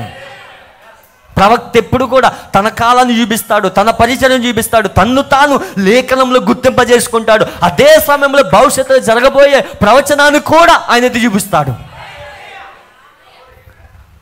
సిస్టర్స్ కాలిన్స్ కళ, పెండ్లి కుమారుడు పరిపూర్ణంగా ఉన్నాడు, పెండ్లి కుమార్తె పరిపూర్ణంగా లేదు. పెండ్లి కుమార్తె పరిపూర్ణతలోకి రావాలంటే, హల్లెలూయా, పెండ్లి కుమార్తెకి ముద్రలు విప్పబడాలి. ఈ గడియకి ఇవ్వబడిన వాక్యము తెరవబడాలి. ఈ గడియకి ఇవ్వబడిన వాక్యం 7 ఉరుములు అయి ఉన్నాయి, 7 ముద్రల వర్తమానం అయి ఉన్నది. ఆ వర్తమానం ఎప్పుడైతే తెరవబడిందో, ఇప్పుడు ఆ వర్తమానము ద్వారా పెండ్లి కుమార్తె పరిపూర్ణతలోకి వస్తుంది. హల్లెలూయా, పరిపూర్ణతలోకి ఆమె వస్తుంది. దేవుని నామమున మహిమ కలుగును గాక. హల్లెలూయా. చూడండి, అక్కడ ఇస్సాకు రిబ్కా కథ చూసినట్లయితే, రిబ్కాకి ఎవరు చెప్తున్నారు? ఎలియాజర్ చెప్తున్నాడు. ఇస్సాకు పొలంలో ఉన్నాడు. అక్కడ ఎలియాజర్ ఏం చేస్తూ ఉన్నాడు? ఎలియాజరు ఆ వధువుని తీసుకురావడానికి వెళ్ళాడు, ఆ కన్యకని తీసుకురావడానికి వెళ్ళాడు, ఇస్సాకుకి భార్యని వెతకడానికి వెళ్ళాడు. ఆ ఎలియాజర్ ఎవరో కాదు, ఈ కాలపు ప్రవక్త విలియం బ్రన్హం అయి ఉన్నాడు. ఇప్పుడు ఆ రిబ్కాని తీసుకొచ్చేటప్పుడు రిబ్కా అక్కడ ఏం చేసింది? ఎన్నిక చేసుకున్నది, నిర్ణయం తీసుకున్నది. రిబ్కా ఎన్నుకోబడింది, రిబ్కా నిర్ణయం తీసుకున్నది. ఇప్పుడు ఎలియాజర్ యొక్క వర్తమానం నమ్మి వెంబడిస్తూ ఉన్నది. ఇప్పుడు ఎలియాజర్ బోధిస్తూ ఉన్నాడు. అక్కడ ఎలియాజర్ చెప్తా ఉన్నాడు, ఇస్సాకు యొక్క గుణ లక్షణాలు చెప్తా ఉన్నాడు, ఇస్సాకు ఏ విధంగా ఉంటాడో చెప్తా ఉన్నాడు. అవన్నీ చెప్పుకుంటూ తీసుకొస్తా ఉన్నాడు. హల్లెలూయా. మరి అక్కడ రిబ్కా ఇస్సాకుని కలుసుకోవాలంటే ఈ వర్తమానాలన్నీ వినాలి. ఎలియాజర్ తీసుకొచ్చిన వర్తమానం, ఈ కాలంలో మన ఎలియాజర్ తీసుకొచ్చిన వర్తమానం, ఈ 5 రకాల పరిచర్యలో ఉన్నవాళ్ళు, ప్రపంచవ్యాప్తంగా 5 రకాల పరిచర్యలో ఉన్నవాళ్ళు ఇప్పుడు ఏం చేస్తున్నారు? రిబ్కాకి బోధిస్తూ ఉన్నారు. ఆ ప్రత్యక్షత రిబ్కా పొందుకున్నప్పుడు ఆమె పరిపూర్ణతలోకి వస్తుంది. అప్పుడు హల్లెలూయా. అది సిస్టర్ కాలిన్స్ కళ. అందుకే ఈ 4 కళ అర్థమైందా? కళ జీవించాను, ప్రవక్త చెప్పింది, లేఖనాల్లో ఈ విధంగా జరుగుతుంది. ఓకే, ముందుకెళ్ళొచ్చా? అర్థమైందా? జూనియర్ జాక్సన్ కళ లేఖనాల్లో ఎక్కడున్నది? అలాగే బ్రదర్ బేలర్ కళ లేఖనాల్లో ఎక్కడున్నది? రాయ్ రాబర్ట్సన్ కళ లేఖనాల్లో ఎక్కడున్నది? అలా సిస్టర్ కాలిన్స్ కళ లేఖనాల్లో ఎక్కడున్నది? ఓకే, ఇప్పుడు ముందుకు వెళ్తా ఉన్నాం. 144 పారాగ్రాఫ్ నెంబర్ 144. చాలా జాగ్రత్తగా వినండి. అందరు తీసినట్లయితే మీరు చూడండి. ఇక్కడ కూడా ఇక్కడ దీనిపైన వేయబడతా ఉన్నది. ఓకే, సరిపోతుంది. మరి అందరికి కనిపిస్తూ ఉన్నదా? 144 ఓకే, అందరు చూడండి. సిస్టర్ కాలిన్స్ కల చెప్పుకుంటూ కిందకు వచ్చాడు ఆయన. ఇప్పుడు ఆహారము వధువు సంపూర్ణంగా లేదు, అయితే వరుడు పరిపూర్ణంగా ఉన్నాడు. వధువు ఇంకను పరిపూర్ణం కాలేదు. ఆమెకి ఇవ్వబడిన ఆహారము బాహ్యమైన ఆహారం కాదు. ఆమెకి ఇవ్వబడిన ఆహారము బాహ్యమైన ఆహారము కాదు. దేవుని నామమున మహిమ కలుగును గాక.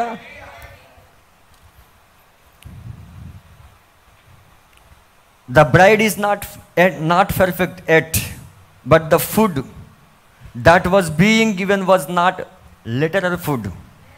It's the spiritual food. హల్లెలూయా. చూడండి, అది మీరు కలిగి ఉండు ఆత్మీయ ఆహారము. You have been having all along. చూడండి, ఇప్పుడు వధువు కలిగి ఉండాల్సింది బాహ్యమైన ఆహారం కాదు, స్పిరిచువల్ ఫుడ్. ఏంటి స్పిరిచువల్ ఫుడ్ అనేది? 7 ముద్రలు అయి ఉన్నది, ఈ కాలపు వర్తమానం అయి ఉన్నది. హల్లెలూయా. ఇప్పుడు ఈ వర్తమానం ద్వారా ఆమె పరిపూర్ణతలోకి వస్తుంది. అంటే 1966 నుండి ఇప్పటి వరకు 5 రకాల పరిచర్య ద్వారా ఇప్పుడు ఆ వర్తమానం ద్వారా ఈమె సిద్ధపడతా ఉన్నది. అర్థమైందా? హల్లెలూయా. ఇప్పుడు 145వ పారాగ్రాఫ్కి వస్తూ ఉన్నాను. 145. సోదరులు సాత్మన్ మరియు సోదరులు బ్యాంక్స్వుడ్ మీకు బాగుగా జ్ఞాపకం ఉన్నదా? సోదరులు సాత్మన్, ఫ్రెడ్ సాత్మన్ మరియు సోదరులు బ్యాంక్స్వుడ్. ఈ బ్యాంక్స్వుడ్ ఆయన ప్రవక్తకి ఎప్పుడు కూడా దగ్గరలో ఉండేవాడు. ఆయన హౌస్ కూడా అక్కడే కట్టుకున్నాడు. ఎందుకంటే ఈయన బ్యాంక్స్వుడ్ యొక్క కుమారుడు స్వస్థత పొందుకున్నాడు ప్రవక్త ప్రార్థించినప్పుడు.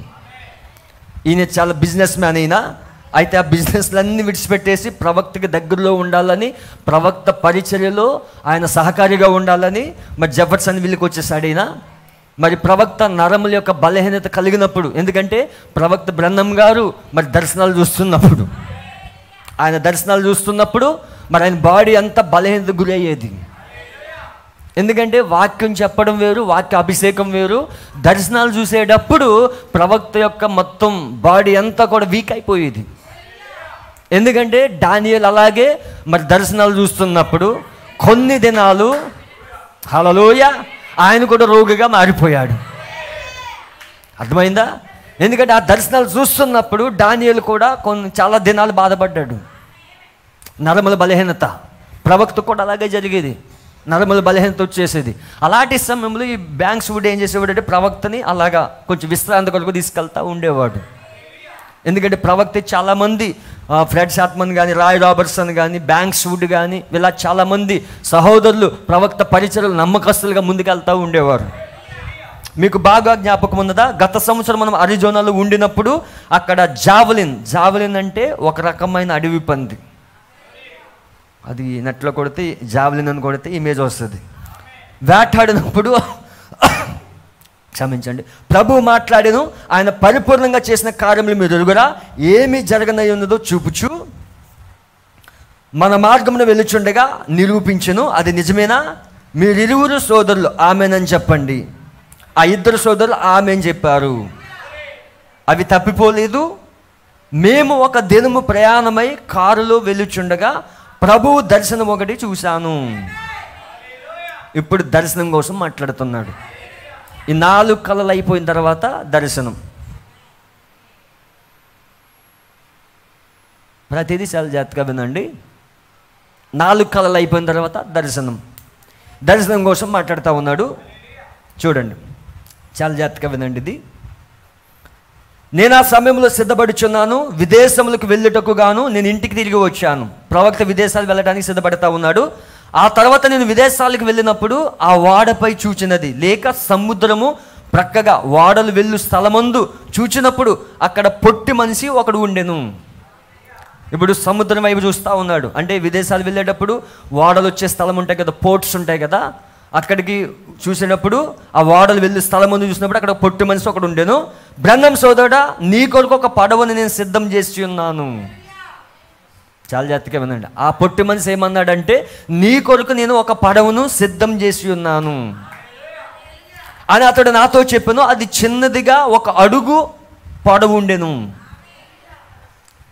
అందరు ఇక్కడే ఉన్నారా? అది చిన్నదిగా 1 అడుగు పొడవు ఉండెను. ప్రతి మాట పట్టుకోవాలి. 1 అడుగు పొడవు ఉన్నదంట. అర్థమవుతుందా? అయితే అది మంచు వలె తెల్లగా ఉండెను. నువ్వు దాన్ని దాటుటకు గాను నీ కొరకు ఇది ఉన్నది అని చెప్పాడు. ఓ ఇది చాలదే అని చెప్పాను. అందుకు అతడు, ఇవి 40 మైళ్ళు ఈ నదిలో పైకి కిందికి 1 గంటలో వెళ్ళునని చెప్పాడు. 148వ పారాగ్రాఫ్. అయితే అది నన్ను తీసుకుని పోదు అని చెప్పాను. ప్రవక్త అన్నాడు, ఇది నన్ను తీసుకుని పోదని చెప్పాడు. 1 అడుగా ఉన్నది అది. ఇది నన్ను తీసుకుని పోదని చెప్పాడు. అప్పుడు అతడు క్రిందికి చూసి, వారు వెళ్ళినట్లు నువ్వును వెళ్ళుము అని చెప్పాడు. నేను అటువైపుగా చూశాను. అక్కడ సోదరులు ఫ్రెడ్ షాద్మన్ బ్యాంక్స్వుడ్ పచ్చ రంగు పూసిన చిన్న పడవలో కూర్చుని ఉండిరి.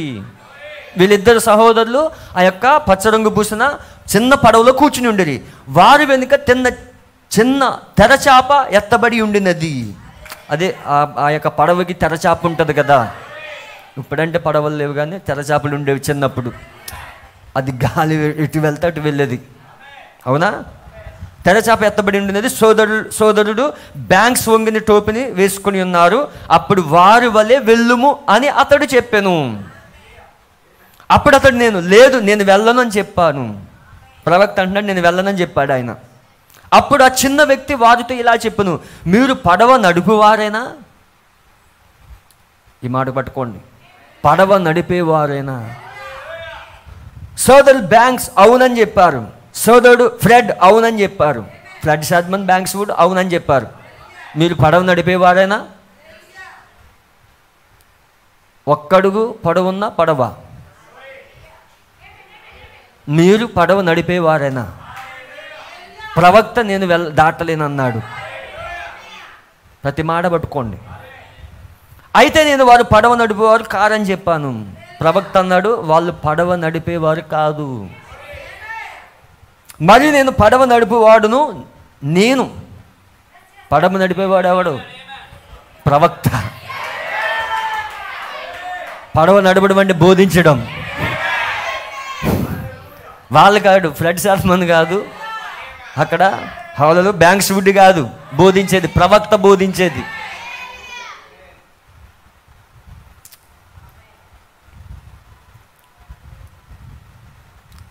మరి నేను పడవ నడిపేవాడు, నేను ఆ విధంగా వెళ్ళనని నాకు తెలియను. నిశ్చయంగా నేను ఆ విధంగా వెళ్ళనని అని చెప్పాను.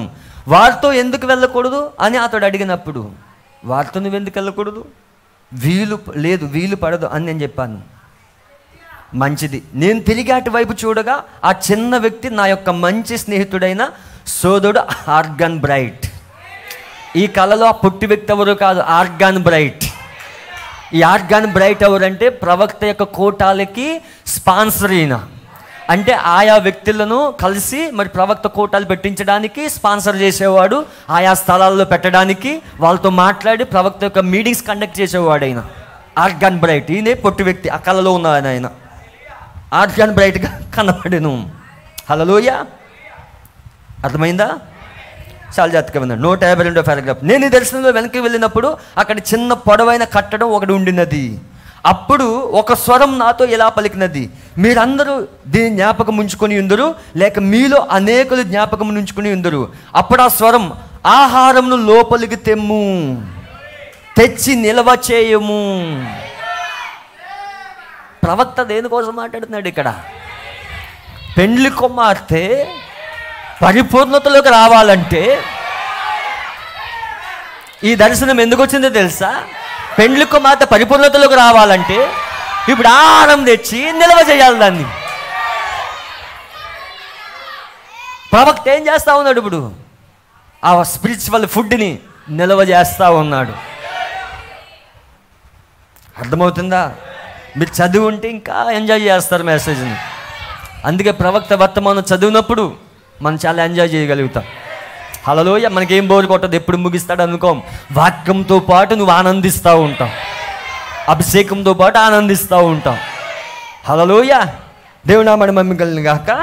చూడండి ఈ దర్శనం ఎందుకు వచ్చిందో చూడండి. ఆహారం లోపలికి తెచ్చి నిల్వ చేయము, వారిని ఇక్కడ ఉంచుటకు ఇదొక్కటే మార్గం. వాళ్ళందరిని ఉంచడానికి ఒక్కటే మార్గం ఏంటి? ఆహారం నిల్వ చేయాలి. అందుకే దేవుని యొక్క వాక్యంలో ఎత్తబాటు కోసం మాట్లాడినప్పుడు, కొనుక్కోబడిన గురించి మాట్లాడినప్పుడు, లూకాసు వార్త 17వ అధ్యాయంలో మాట్లాడినప్పుడు నోవహు దినాలు ఎలాగున్నాయో, లోతు దినాలు ఎలాగున్నాయో అలాగే మనిషి కుమారుని దినంలో ఉండును, ఆ ప్రకారమే మనిషి కుమారుని దినంలో ఉండును అని చెప్తూ ఆయన ఏం చెప్తా ఉన్నాడంటే, లూకాసు వార్త 17వ అధ్యాయంలో చాలా జాగ్రత్తగా వినండి. ఇక్కడ లూకాసు వార్త 17వ అధ్యాయం 30వ వచనం. లూకాసు వార్త 17వ అధ్యాయము 30వ వచనం తీసారా?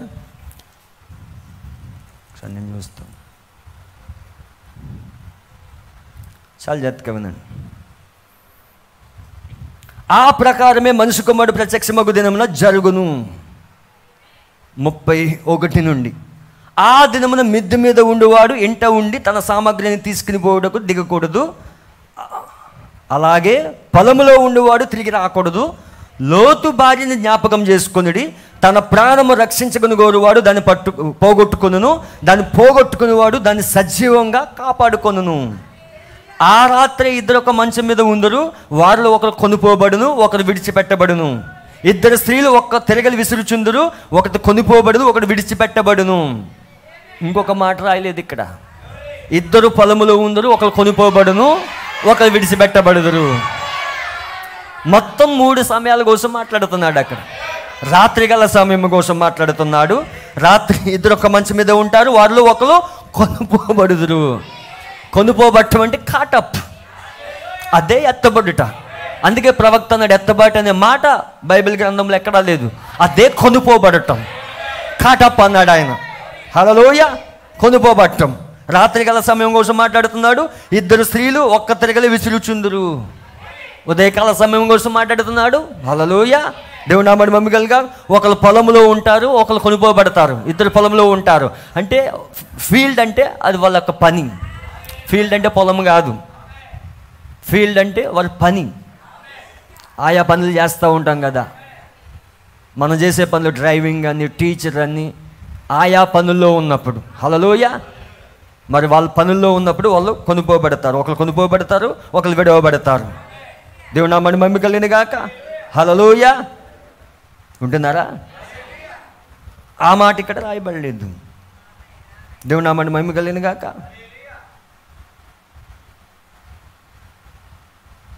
ఇక్కడ చూడండి 37వ వచనం. శిష్యులు, ప్రభువా ఇది ఎక్కడ జరుగునని. ఎప్పుడు జరుగునని కాదు, ఎప్పుడు జరుగునని చెప్పేశాడు. నోవహు దినాలు ఎలాగుంటాయో, లోతు దినాలు ఎలాగుంటాయో, మళ్ళా అవే దినాలు వచ్చినప్పుడు అది జరుగుతుంది. ఎప్పుడు జరుగునో చెప్పేశాడు. వాళ్ళేమన్నారు, ఇది ఇది ఇది ఎక్కడ జరుగును, ఇది ఎక్కడ జరిగింది, ఎప్పుడు కాదు, ఎప్పుడు ఆయన చెప్పేశాడు. నోవహు దినాలు మళ్ళా వస్తాయని. అందరు ఇక్కడే ఉన్నారా? లోతు దినాలు మళ్ళా వస్తాయని. ఆ దినాలు వచ్చినప్పుడు ఆ ప్రకారం మనిషి కుమారుడు ప్రత్యక్షమగు దినాల్లో ఇది జరుగుతుందని ఆయన ఆల్రెడీ చెప్పేశాడు. ఆయన ఎప్పుడు జరుగుతుందో చెప్పేశాడు ఆయన. మళ్ళా అవే దినాల్లో మనం ఉన్నాం ఇప్పుడు. ఎందుకంటే ప్రభువైన యేసుక్రీస్తు 2000 సంవత్సరాల క్రితము ఆయన మనిషి కుమారుడిగా ఉండి మాట్లాడుతున్న మాటలు ఇవి. ఆయన ఏమెత్తుకుని మాట్లాడు? చరిత్రను ఎత్తుకుని మాట్లాడుతున్నాడు. హల్లెలూయా.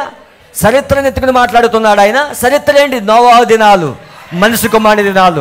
లోతు దినాలు, మనిషి కుమారుని దినాలు.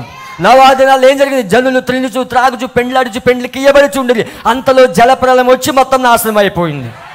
లోతు దినాల్లో ఏం జరిగింది? లోతు దినాల్లో మరి అబ్రహాం అక్కడ అబ్రహాం గుంపు యొద్దకి దేవుడు ఎలోహింగా దిగి వచ్చాడు.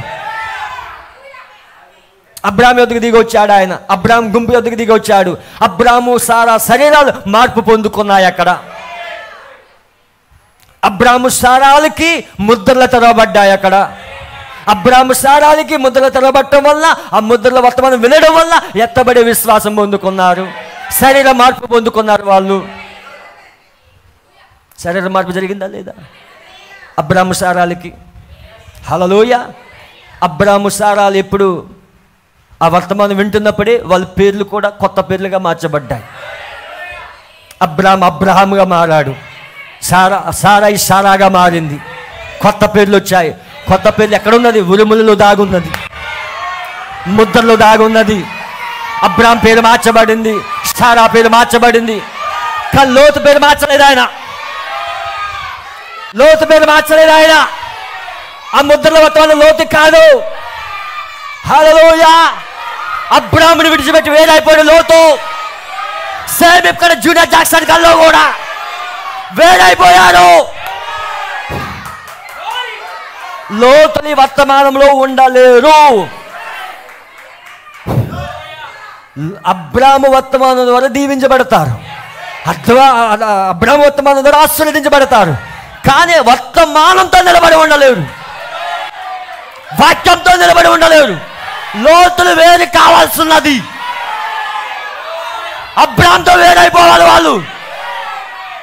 మనుషు కుమారుని పరిచర్య అబ్రాహాము గుంపుకు మాత్రమే, మిగతా వాళ్ళు కాదది.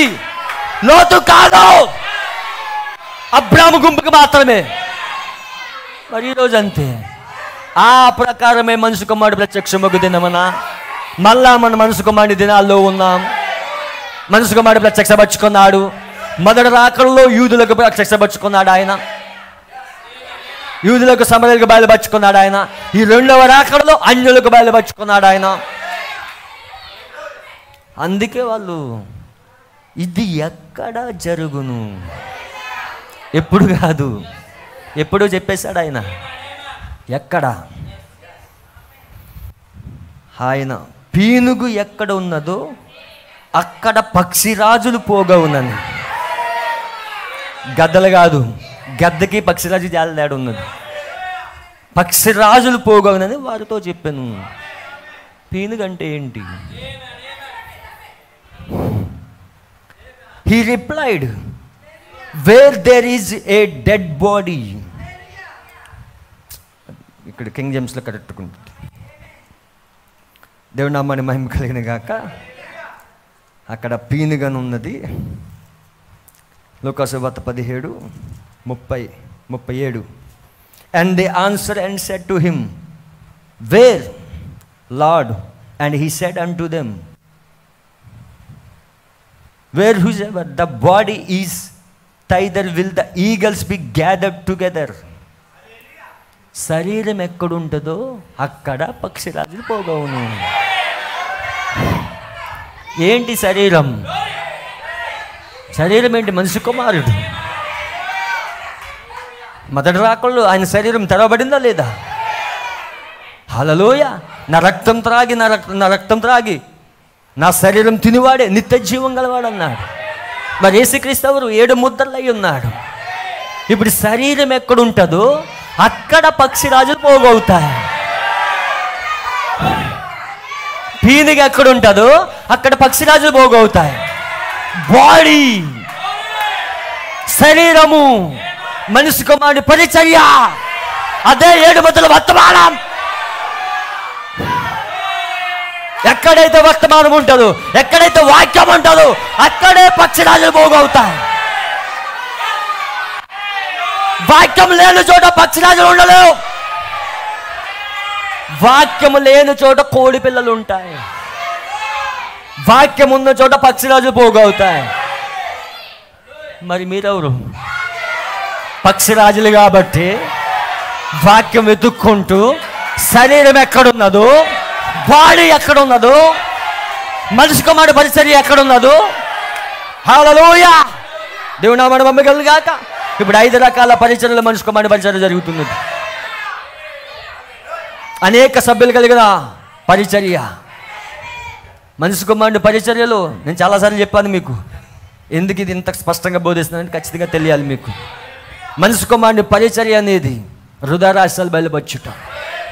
మనిషి కుమారుని పరిచర్యలో శరీర మార్పు జరుగుతుంది. మనిషి కుమారుని పరిచర్యలో భూకంపం వస్తుంది.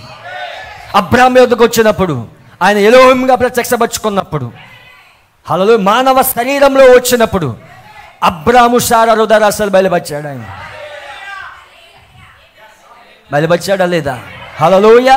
అబ్రాము సారా హృదయరాశాలు బయలుపరిచాడు. అంత మాత్రమే కాదు, అక్కడ మనిషి కుమారుని పరిచర్యలో శరీర మార్పు. అబ్రాము శరీరం సారా శరీరం మార్చబడింది. సేమ్ అక్కడ సొదొమ గొమొర్రా సముద్ర భాగంలో మునిగిపోయింది. సేమ్ మొదటి రాకల్లో మళ్ళా శరీరంలో వచ్చాడు ఆయన. హృదయరాశాలు బయలుపరిచాడు. శాస్త్రులు పరిచయులు వాళ్ళ ఆలోచనలు బయటపెట్టాడు ఆయన. అక్కడ పాత నిబంధన భక్తులు శరీర మార్పు, వారి పునరుద్ధరణలో లేచారు వాళ్ళు. అక్కడ కపెర్నహూమ సముద్రంలో మునిగిపోయింది.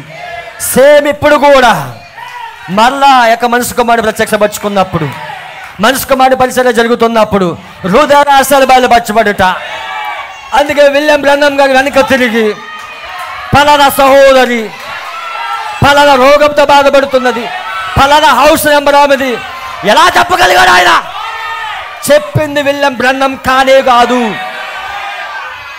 చెప్పింది విలియం బ్రన్హంలో ఉన్న దేవుడు. దేవుడే సరళదార అయ్యాడు ఆయనలో. దేవుడు ఎవరిలో అయినా సరళదార కాగలడు. మానవుడు దేవుడు కాలేడు, కానీ దేవుడు మానవుడు కాగలడు. సేమ్ ఇప్పుడు కూడా లాస్ ఏంజలస్ సముద్ర గర్భంలో మునిగిపోబోతున్నది, సముద్రంలో మునిగిపోబోతున్నది. అది శరీరం ఎక్కడున్నదో అక్కడ పక్షిరాజులుగా ఉంది. ఏమన్నా మన మమ్మీ కాక ఆహారం దగ్గర నుంచి వెళ్ళిపోయినా నేను. సరే సరే, వారిని ఇక్కడ ఉంచుటకు ఇది ఒక్కటే మార్గం. వారికి ఆహారము ఇయ్యము. నేను లోపలికి తెచ్చాను పెద్ద తొట్ల నిండుగా మంచి రకపు క్యారెట్లను, మంచి రకపు కూరగాయలను, నేను చూడని అనేక వస్తువులను తెచ్చాను. ఆ దర్శనం మీరు ఇప్పుడు జ్ఞాపకం చేసుకున్నారా? సభ ఆమేన్ చెప్పుచున్నది. 153వ పారాగ్రాఫ్. ఇప్పుడు దాని ఎవరైనా తర్వాత మీతో చెప్పేదను. నేను స్విట్జర్లాండ్లోని జూరిక్ ప్రాంతమునకు సోదరులు ఆర్గన్ బ్రైడ్తో 5 రాత్రుల కూడికలకు వెళ్ళవలసి ఉన్నది. ఇప్పుడు దాన్ని వివరణ ఇస్తున్నాడు. ఇప్పటి వరకు మనం ఏం చదివామంటే వచ్చిన దర్శనం, 4 కళల తర్వాత వచ్చిన దర్శనం. ఆ దర్శనంలో ఆ పడవ ఒక్కడిగే ఉన్నది. అవునా? ఒక్కడిగే ఉన్నది. అక్కడ పడవ నడుపువాడు ప్రవక్త. అర్థమైంది కదా? కానీ ప్రవక్త ఏమంటాడంటే నేను దాటి వెళ్ళలేను అంటున్నాడు, నేను రావట్లేదని చెప్తున్నాడు. అక్కడ పొట్టి మనిషి ఉన్నాడు, ఆయనే ఆర్గన్ బ్రైట్. అర్థమైంది కదా? ఇప్పుడు దానికి ఎవరైనా ఇస్తా ఉన్నాడు ఆయన. చూడండి, ఆర్గన్ బ్రైట్ 5 రాత్రులు కూడుకులు వెళ్ళవలసి ఉన్నది. అది జరగక మునిపే నేను సహోదరులతో చెప్పాను, నేను వెళ్ళుటలేదు, నేను వెళ్ళట్లేదని చెప్పాడు. హల్లెలూయా. నేను సోదరు వెల్క్ ఇవాన్స్తో అక్కడికి వెళ్ళాను. అప్పుడు నేను దాని వివరణ ఇచ్చాను. ఒక్క రాత్రి సోదరు వెల్క్ వచ్చి నన్ను తీసుకుని వెళ్ళారు. అక్కడ కొన్ని వేల్స్, అది ఇక్కడ వెల్క్ అని చేశారు, ఇక్కడ ట్రాన్స్లేషన్ మిస్టేక్, అది మళ్ళీ తీసిన చదవ అంటే నేను ఇందులో రాసుకున్నాను మొత్తం అంతా. అది వేల్స్, అది ఓకే. ఇక్కడ వెల్క్ అని పడింది, ఇక్కడ క్షమించండి. సరే, అప్పుడు అతడు సోదరు ఆర్గన్ బ్రైట్ నన్ను పిలుచున్నారని చెప్పారు. అందుకు మంచిది, అది ఇక్కడ ఉన్నది, వారు నన్ను విడిచిపెట్టనై ఉన్నారు అని చెప్పాను. అనేక సమయములు సోదరులు మైనర్తో కాదు, అతడు ఒక మంచి స్నేహితుడు. అయితే కొన్నిసార్లు వారి సిద్ధాంతమునకు వ్యతిరేకంగా బోధించదురేమోనని తలంచెదరు. నీవు నీ స్నేహితులను సమకూర్చుకున్నట్టుకు అక్కడికి వెళ్ళుచున్నావని చెప్పారు. ఎందుకంటే ప్రవక్త పిలిచేటప్పుడు మరి సిద్ధాంతాలకు వ్యతిరేకంగా బోధిస్తారని వాళ్ళు అనుకునేవాళ్ళు. వారి సిద్ధాంతాలకు వ్యతిరేకంగా బోధిస్తారని. సోదరుడు ఆర్గన్ బ్రైట్ నన్ను పిలిచి, బ్రన్హం సోదరుడా, మీరు రండి, మీ భార్యను కూడా తీసుకుని రమ్ము. ఎందుకనగా నువ్వు అధికంగా బోధించబోవటలేదు, ఒక్క రాత్రి మాత్రమే నువ్వు మాట్లాడబోచున్నావు. కోటాలు 5, కానీ ఒక్క రాత్రే, అదే ఒక్క అడుగు. అర్థమైందా? అదే ఒక్క అడుగు. 5 కోటాలు ఒకటైపోయింది.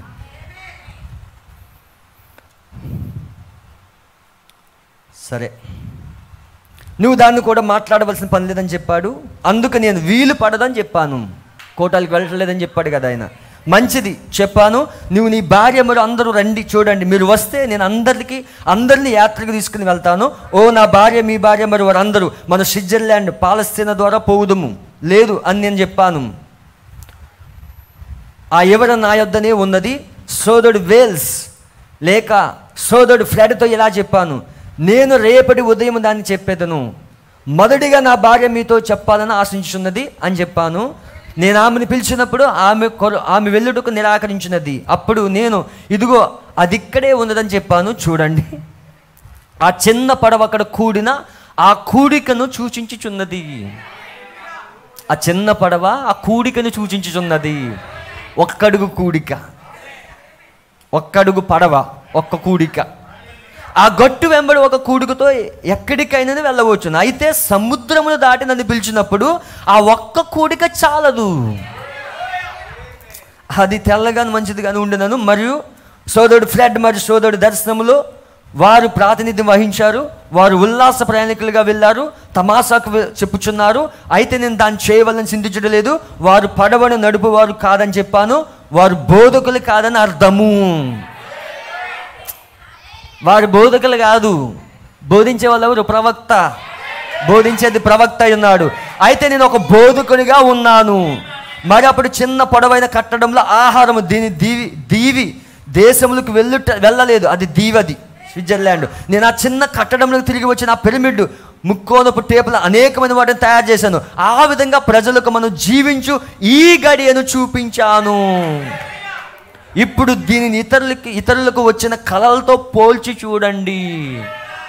ఇప్పుడు ఈ దర్శనాన్ని చెప్తూ ఆయన ఇతరులకు వచ్చిన కళలతో పోల్చి చూడండి. జూనియర్ జాక్సన్ కళతోని, బేలర్ కళతో, రాయ్ రాబర్ట్సన్తో, సిస్టర్ క్యాలిన్స్ కళతో పోల్చి చూడండి. ఆ 4 కళలో కామన్ పాయింట్ ఏంటంటే ప్రవక్త పశ్చిమమునకు వెళ్ళుట. అర్థమైందా? ప్రవక్త అక్కడ అమెరికా దేశంలో ఆ భౌగోళిక ప్రాంతం మనం గమనించినట్లయితే అది పశ్చిమ దేశం. మనం చూస్తున్నట్లయితే ఆ దేశంలో ప్రవక్త తూర్పున జెఫర్సన్విల్లో ఉన్నాడు. అక్కడ చూసినట్లయితే, అక్కడ భౌగోళిక ప్రాంతాన్ని చూసినట్లయితే పశ్చిమమున చూశాను.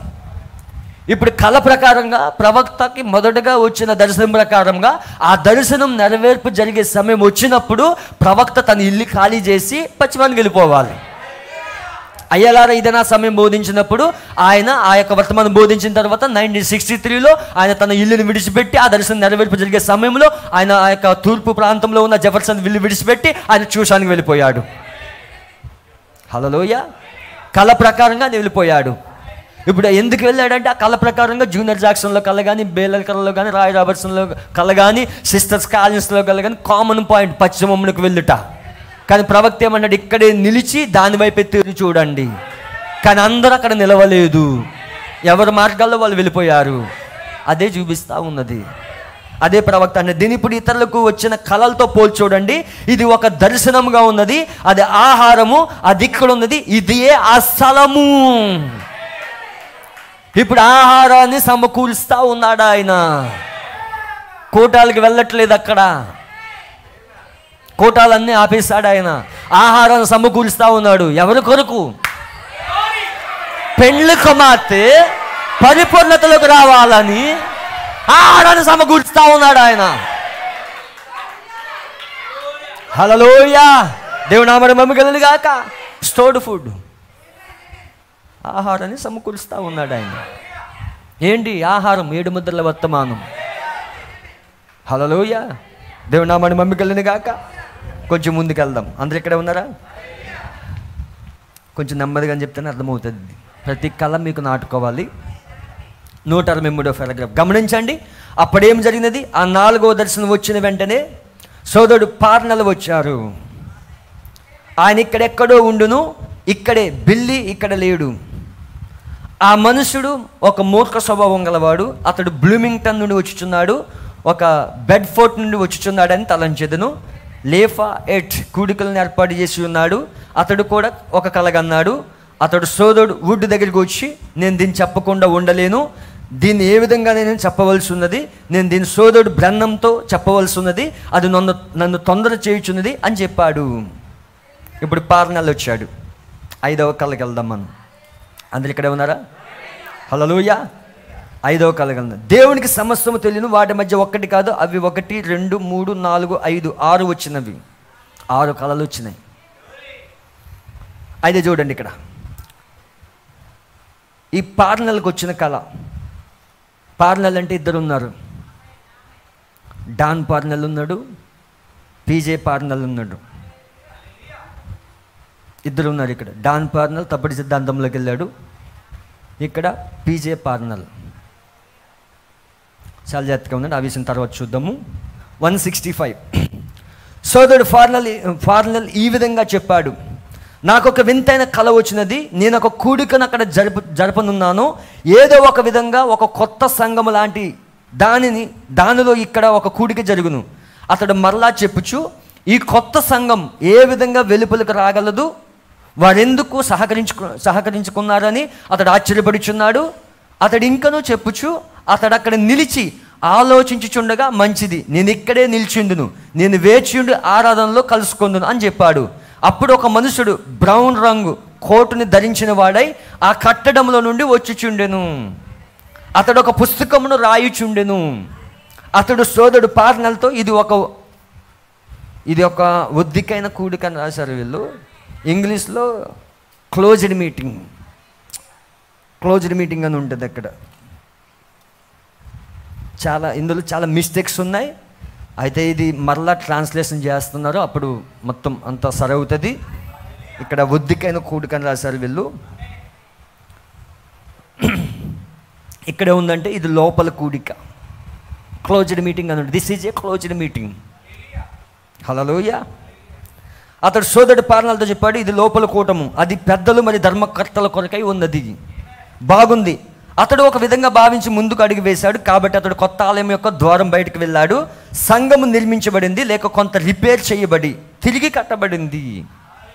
ప్రవక్త విలియం బ్రన్హం గారు రెండోసారి మందిరం కట్టాడు. ఆయన ఫస్ట్ 1933లో ఆయన పునాది రాయి వేశాడు, అవునా? అప్పుడు సంఘం కట్టబడింది. తర్వాత ముద్రలకు ముందు ఆయన మరలా సంఘాన్ని రీకన్స్ట్రక్షన్ చేసి మరలా ప్రతిష్ఠిత చేశాడు ఆయన. దాని గురించి వచ్చిన కళ ఇది. మరి అతడు బయటికి వెళ్ళినప్పుడు అది చెడ్డ వాతావరణం, చలికాలమును చూపుచున్నది. మరి ప్రజలు ఎవరికి దాని గురించి తెలియదు. ఆయన గుమ్మములకు వెలుపలగా వెళ్ళినప్పుడు, అక్కడ ద్వారం బయటికి వెళ్ళినప్పుడు ఇక్కడోలాగుంది, అక్కడోలాగున్నది. మీరు వేస్తుంది ఇదే కదా, ఇదేనా? ఓకే. అతడు ద్వారం బయటికి వెళ్ళినప్పుడు పశ్చిమానికి చూస్తూ, నేను అక్కడ నిలబడి ఉన్నాను. నేను అన్నాను, పార్నల్ సోదరుడా, నువ్వు అడుగు వేయడానికి సంకోచించవద్దు, నువ్వు తప్పక ఏమి చెయ్యాలో నేను నిన్ను నడిపిస్తాను. నేను దాని యొక్క అనువాదం చెప్పలేదని సోదరుడు పార్నల్ గారితో మిగిలిన ఏ సోదరునితో కానీ చెప్పలేదు. అది ఇప్పుడే అయ్యున్నది. ఇంకను వారు దాన్ని మాట్లాడుచున్నప్పుడు చూస్తున్నాను. సోదరుడు పార్నల్, నేను అక్కడ నుండి ఎంత త్వరగా బయటకు వచ్చేసానో నువ్వు గమనించావా? నువ్వు దాన్ని చెప్పకుండా దాయుటకు నేను పైకి వెళ్ళాను. సోదరుడు వుడ్డికి కానీ మరి ఎవ్వరికి నేను ఏమీ చెప్పలేదు, దాన్ని కేవలం విడిచిపెట్టాను. కారణం ఏమనగా అది ఎటు నడుపుచున్నదో నేను చూడగోరాను. ఈ మధ్యనే నేను దాన్ని చెప్పుట విన్నారా? నేను కలత చెందాను. అదేమై ఉన్నది? అదేదై ఉన్నది? ప్రవక్త ఆందోళన ఉన్నాడు. ప్రవక్త మినిస్ట్రీ అనేది, ఆయన జరుగుతున్న మినిస్ట్రీలో ఆయనకి 2 సూచనలు ఇవ్వబడ్డాయి. అర్థమైందా? మోసేకి ఎలాగైతే దేవుడు 2 సూచనలు ఇచ్చాడో, ప్రవక్తకు కూడా 2 సూచనలు ఇచ్చాడు. మొదటిది, మరి ఆయన రోగి చేయబట్టుకున్నప్పుడు ఆ రోగం ఏంటో బయలుపరచబడుతుంది. రెండవది, హృదయ రహస్యాలు బయలుపరచబడతాయి. మరి మూడవ ఈడుపు ఆయనే వచ్చి చేస్తానన్నాడు. అయితే 3వ ఈడుపు అనేది 1959లోనే స్టార్ట్ అయింది అది ప్రవక్త పరిచర్యలో. అందుకే ఆయన నా నూతన పరిచర్య అనే వర్తమానములు ఆయన 3వ ఈడుపు కోసం పంచుకుంటా ఉన్నాడు. ఆయన ఆందోళనలో ఉన్నాడు. అక్కడ దానికోసం చెప్తా ఉన్నాడు ఆయన ఆందోళనలో ఉన్నాడు ఆయన. అర్థమవుతుందా? తర్వాత పార్నల్ సోదరుడా, ప్రారంభించని నేను అతనితో చెప్పినట్లు అతడు చెప్పాడు. మరియు మొదటిగా, నువ్వు వచ్చే స్థలము సిప్పోరాగా ఉంటుంది. జాగ్రత్తగానండి. సిప్పోరా అనే దాని భావం ఏమనగా, ఇక్కడ అడ్డగీత లేక ఆగన్నారు, ఇక్కడ నిలువము ఆగము, లేక మరొకటి అక్కడ నిలిచి ఉండకము. ముందుకు వెళ్ళు, అక్కడ నువ్వు రుద్రాలని కనుగొంటావు. తర్వాత అక్కడ ఆగవద్దు, అక్కడ ఒక రుద్రాలు ఉంటుంది, అక్కడ ఆగవద్దు. ముందుకు వెళ్ళు, నువ్వు ఒక నిజమైన రుద్రాలను కనుగొంటావు, అక్కడ ఆగవద్దు. సమయం అంతటా నేను మాట్లాడుచున్నాను, మేము మంచుకుండా నడుచుండుమి అన్నాను. నా భార్యను కనుగొని వరకు వెళ్ళుము, మరియు నువ్వు నా భార్యను కనుగొన్నప్పుడు అక్కడ ఆగుము. మరియు అతడు అదృశ్యమైపోయాడు. మరియు అతడు చూశానన్నాడు, మేము ఆ మంచుల ఎడారిలో ఉన్నాము, నేను అదృశ్యమైపోయాను. అతడు వెనుక్కు చూశాడు. ఇక్కడ మంచులో ఎడారులు అంటే అరిజోనాలో. హల్లెలూయా. నేను అదృశ్యమైపోయాను. అక్కడ వెనక్కు చూశాడు, మరియు ఆమె పంపు నుండి నీళ్లను కొట్టుచున్నది. మరి ఎవరో ఒక సేవకుడు పంపు నుండి దూరముగా ఆమెను లాగుచున్నాడు. ఆమె అతను గమనించుచున్నది, మరి అతడు మేల్కొన్నాడు. ఇది నీ కళ యొక్క భావమై ఉన్నది. ఆ రాత్రే నేను దాన్ని నీకు చెప్పి ఉండేవాడిని, కానీ నేను దూరంగా తిరిగి వెళ్ళిపోయాను. అంత మట్టుకు ఆ సిప్పోరా ఒక వృద్ధ స్త్రీ, మరి ఒక నిజమైన వృద్ధ స్త్రీ, అవి సంఘములు. ప్రవక్త ఏమంటున్నాడు, అక్కడ ఆగవద్దు, ముందుకు వచ్చేసాయి. హల్లెలూయా. ఏంటి ఆ సంఘాలు? అవి సంఘాలు ఏంటి? మహావేశ్య, దాని కుమార్తెలు. అక్కడ ఆగవద్దు, ముందుకు వచ్చేసాయి. హల్లెలూయా. దేవుని నామమున మహిమ కలుగును గాక. మరి ఇక్కడ గమనించినట్టయితే ఆమె పంపు కొడుతున్నప్పుడు, నీళ్ళ పంపు కొడుతున్నప్పుడు ఎవడో సేవకుడు వచ్చి ఆమెను దూరముగా లాగివేయుచున్నాడు. మరి ఇది ఎక్కడైనా పరిశుద్ధ గ్రంథంలో ఉన్నదా? నిర్గమకాండము 2వ అధ్యాయము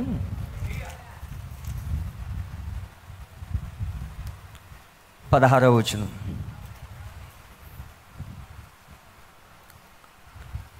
తీసారా? చాలా నెమ్మదిగా వెళ్తా ఉన్నాను మీకు నాటుకోవాలని. తీసారా? మిద్యాని యాజకునికి 2వ అధ్యాయం 16వ వచనం. ఎవరు నిద్రపోవద్దు, చాలామంది నిద్రపోతూ ఉన్నారు. నిద్రపోవద్దమ్మా, నిద్రపోయేది కాదు ఇది. మిద్యాని యాజకునికి 7 కుమార్తెలు ఉండేవి. వారు వచ్చి తమ తండ్రి మందకు పెట్టుటకు నీళ్లు చేది తొట్లను నింపుచుండగా మంద కాపర్లు వచ్చి వారిని తోలివేసిరి. ఎవరు? సెఫార్డ్స్ వచ్చి తోలేశారు. హల్లెలూయా. నీళ్లు చేదుకోవడానికి అక్కడ వచ్చారు. నీళ్లు చేది తొట్లు నింపుచుండగా వాళ్ళు వచ్చి మంద కాపర్లు వచ్చి తోలివేశారు. హల్లెలూయా. ఎందుకంటే వీళ్ళకి దాహం ఉన్నది, వీళ్ళకి నీళ్ళు కావాలి. అందుకే ఏసేమన్నాడు, ఎవడైనా దప్పికొని ఎడల నా యొద్దకు రమ్ము, జీవజలపు నది నాలో బొంగి పొర్లుచున్నది అన్నాడు ఆయన. అని ఆ మాట ఎప్పుడు చెప్పాడు? అంత దినమందు పండగ సమయంలో. ఏంటా పండగ? యెహోవా ఇచ్చిన 7 పండగలలో మొదటి పండుగ పస్కా పండుగ, 2వది పులియని రొట్టెల పండుగ, 3వది ప్రథమ ఫలాల పండుగ, 4వది పెంతెకోస్తు పండుగ, 5వది బూర్ల పండుగ, 6వది ప్రాయశ్చిత్తార్థ పండుగ, 7వది గుడారాల పండుగ. యోహాను సువార్త 7వ అధ్యాయంలో పండుగ అంత్య దినములో ఉంది. అక్కడ పండుగ యొక్క అంత్య దినమున 7వ అధ్యాయం 37వ వచనం. ఆ పండుగలు మహాదినమైన అంత్య దినమున యేసు నిలిచి ఎవడైనా దప్పికొని ఎడల నా యొద్దకు వచ్చి దప్పిక తీర్చుకొనవలెను. నా యందు విశ్వాసం ఉంచి వాడు ఎవరో లేఖనం చెప్పినట్లు వాని కడుపులో నుండి జీవజల నదులు పారునని బిగ్గరగా చెప్పాను. ఈ కొటేషన్ 7వ ముద్ర ప్రారంభంలో ప్రవక్త ప్రార్థిస్తున్నప్పుడు ఈ మాట పలుకుతా ఉన్నాడు. అక్కడ జీవజలపు నది, జీవజలపు నది ఏది? హల్లెలూయా. ఈ నీళ్లు తాగువాడు ఇంకెన్నడూ తప్పుకున్నాడు, వాడి కడుపులో నుండి జీవజలపు నది ఊరుతుంది. దేవుడు నామమున మహిమ కలుగును గాక. అక్కడ నీళ్లు చేదుకోవడానికి వచ్చారు. మంద కాపర్లు ఏం చేస్తున్నారు? సెఫార్డ్స్ ఏం చేస్తున్నారు? నెట్టుతా ఉన్నారు. హల్లెలూయా. సిప్పోరాని నెడుతా ఉన్నారు. అక్కడ మిద్యాని యాజకుడు అయిన ఆ యొక్క ఇత్రో కుమార్తె. హల్లెలూయా. దేవుని నామమున మహిమ కలుగును గాక. మోషే భార్య. దేవుని నామమున మహిమ కలుగును గాక. మోషే భార్య సిప్పోరా. దేవుని నామమున మహిమ కలుగును గాక. మిద్యాను యాజకునికి 7 కుమార్తెలు ఉండేది. హల్లెలూయ. మంద కాపరి వచ్చి వాళ్ళని తోలు వేసిరి. కలగ సరిపోయిందా? నా భార్య నెట్టి వేస్తా ఉన్నాడు. హల్లెలూయ. నెట్టి వేస్తున్న సమయంలోనే అప్పుడు మోసే లేచి వచ్చాడా? మోసే మొదటి నిర్గమంలో మోసే, ఇప్పుడు 3వ నిర్గమంలో మోసే లేచి, దేవుని నామమున మహిమ కలుగును గాక, మోసే లేచి వారికి సహాయం చేసి మందకు నీళ్ళ పెట్టెను. ఏం తీసుకొచ్చాడు మన మోసే? నీళ్ళను తీసుకొచ్చాడు. 7 ఉరుముల వర్తమానం తీసుకొచ్చాడు. 7 ముద్రల వర్తమానం తీసుకొచ్చాడు. మోసే లేచాడు. ఇక్కడ ఎవరు మోసే? మన కాలపు ప్రవక్త. దేవుని నామమున మహిమ కలుగును గాక. ఆ పారణాల కల్లా ఏం చెప్పబడతా ఉంది? ముందుకు వెళ్ళిపో, అక్కడ ఆగొద్దు, అక్కడ ఆగొద్దు అని ఏం చెప్పాడు మన కాలపు ప్రవక్త? దాని పాపములు పాలు భాగస్తులు కాకుండా దాన్ని విడిచి బయటకు రండి. వేసాడా కేక ఆయన? హల్లెలూయా. 7వ దూత వేసిన కేక అది. ఆ పాత సంఘం దగ్గర ఉండవద్దు, అక్కడ ఆ మత శాఖల దగ్గర ఉండవద్దు, ఆ వేస దగ్గర ఉండవద్దు. బయటకు రండి. ఆచారాలు విడిచిపెట్టండి, సంప్రదాయాలు విడిచిపెట్టండి, బయటకు రండి అన్నాడు ఆయన. ఇప్పుడు మోసే లేచాడు. ఇప్పుడు దేవుని నామమున మహిమ కలుగును గాక.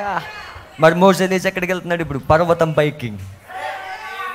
అగ్ని స్తంభాన్ని కలుసుకున్నాడు, మేఘ స్తంభాన్ని కలుసుకున్నాడు. 3వ నిర్గమంలో మన ప్రవక్త అగ్ని స్తంభం దిగి వచ్చింది, మేఘ స్తంభం దిగి వచ్చింది. సరిపోయిన పారణాలు కలికి. దేవుని నామమున మహిమ కలుగును గాక. హల్లెలూయా. ఆ సంఘములుగా ఉన్న చూసారా? సిప్పోర మోసే భార్యగా ఉన్నది. సిప్పోర అక్కడ నిలువమని అతనితో చెప్పాను. వారు ఎంత పాతకాలపు వారని పర్వాలేదు, వారు సమస్తలుగా ఉన్నారు. వాటి వద్ద నిలవవద్దు. వారి కాలంలో వారు జీవించారు. వారి కాలంలో వాళ్ళు జీవించారు. లూథర్ కాలంలో లూథర్ జీవించాడు, వెస్లీ కాలంలో వెస్లీ జీవించాడు. ఆ కాలానికి ఆ ప్రత్యేకత కరెక్టే. కానీ నీ కాలం వచ్చేసరికి అక్కడ నిలవద్దు, బయటికి రా.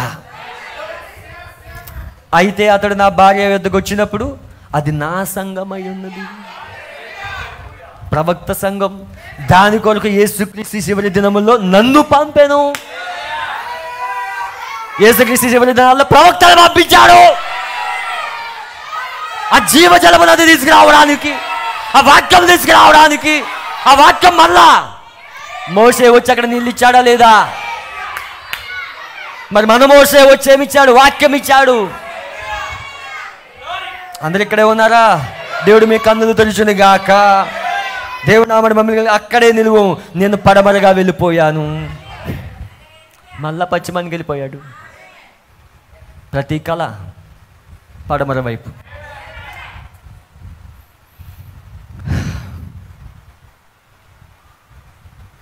ఆరవ కళ.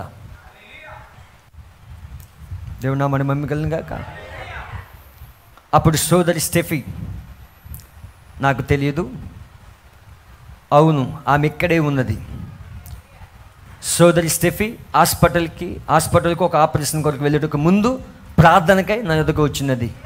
దేవుడు ఆమెను ఆశీర్వదించి సహాయం చేయునుగాక, ఆయన తప్పక చేయునుగాక. అంత చాలా జాగ్రత్తగా వినండి. ఆమె బ్రహ్మం సోదరుడా, నేను ఒక వింతైన కలగన్నానని చెప్పినది. అప్పుడు నేను చెప్పుము అని చెప్పాను. నేను పడమటి దిశగా వెళ్ళినట్లు కలగన్నాను.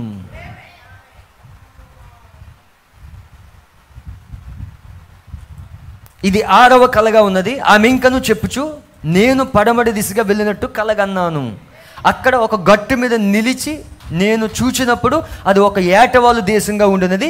అక్కడ ఒక వృద్ధుడైన పొడవైన తెల్లటి గడ్డమును పెట్టుకుని నిలిచి ఉండెను.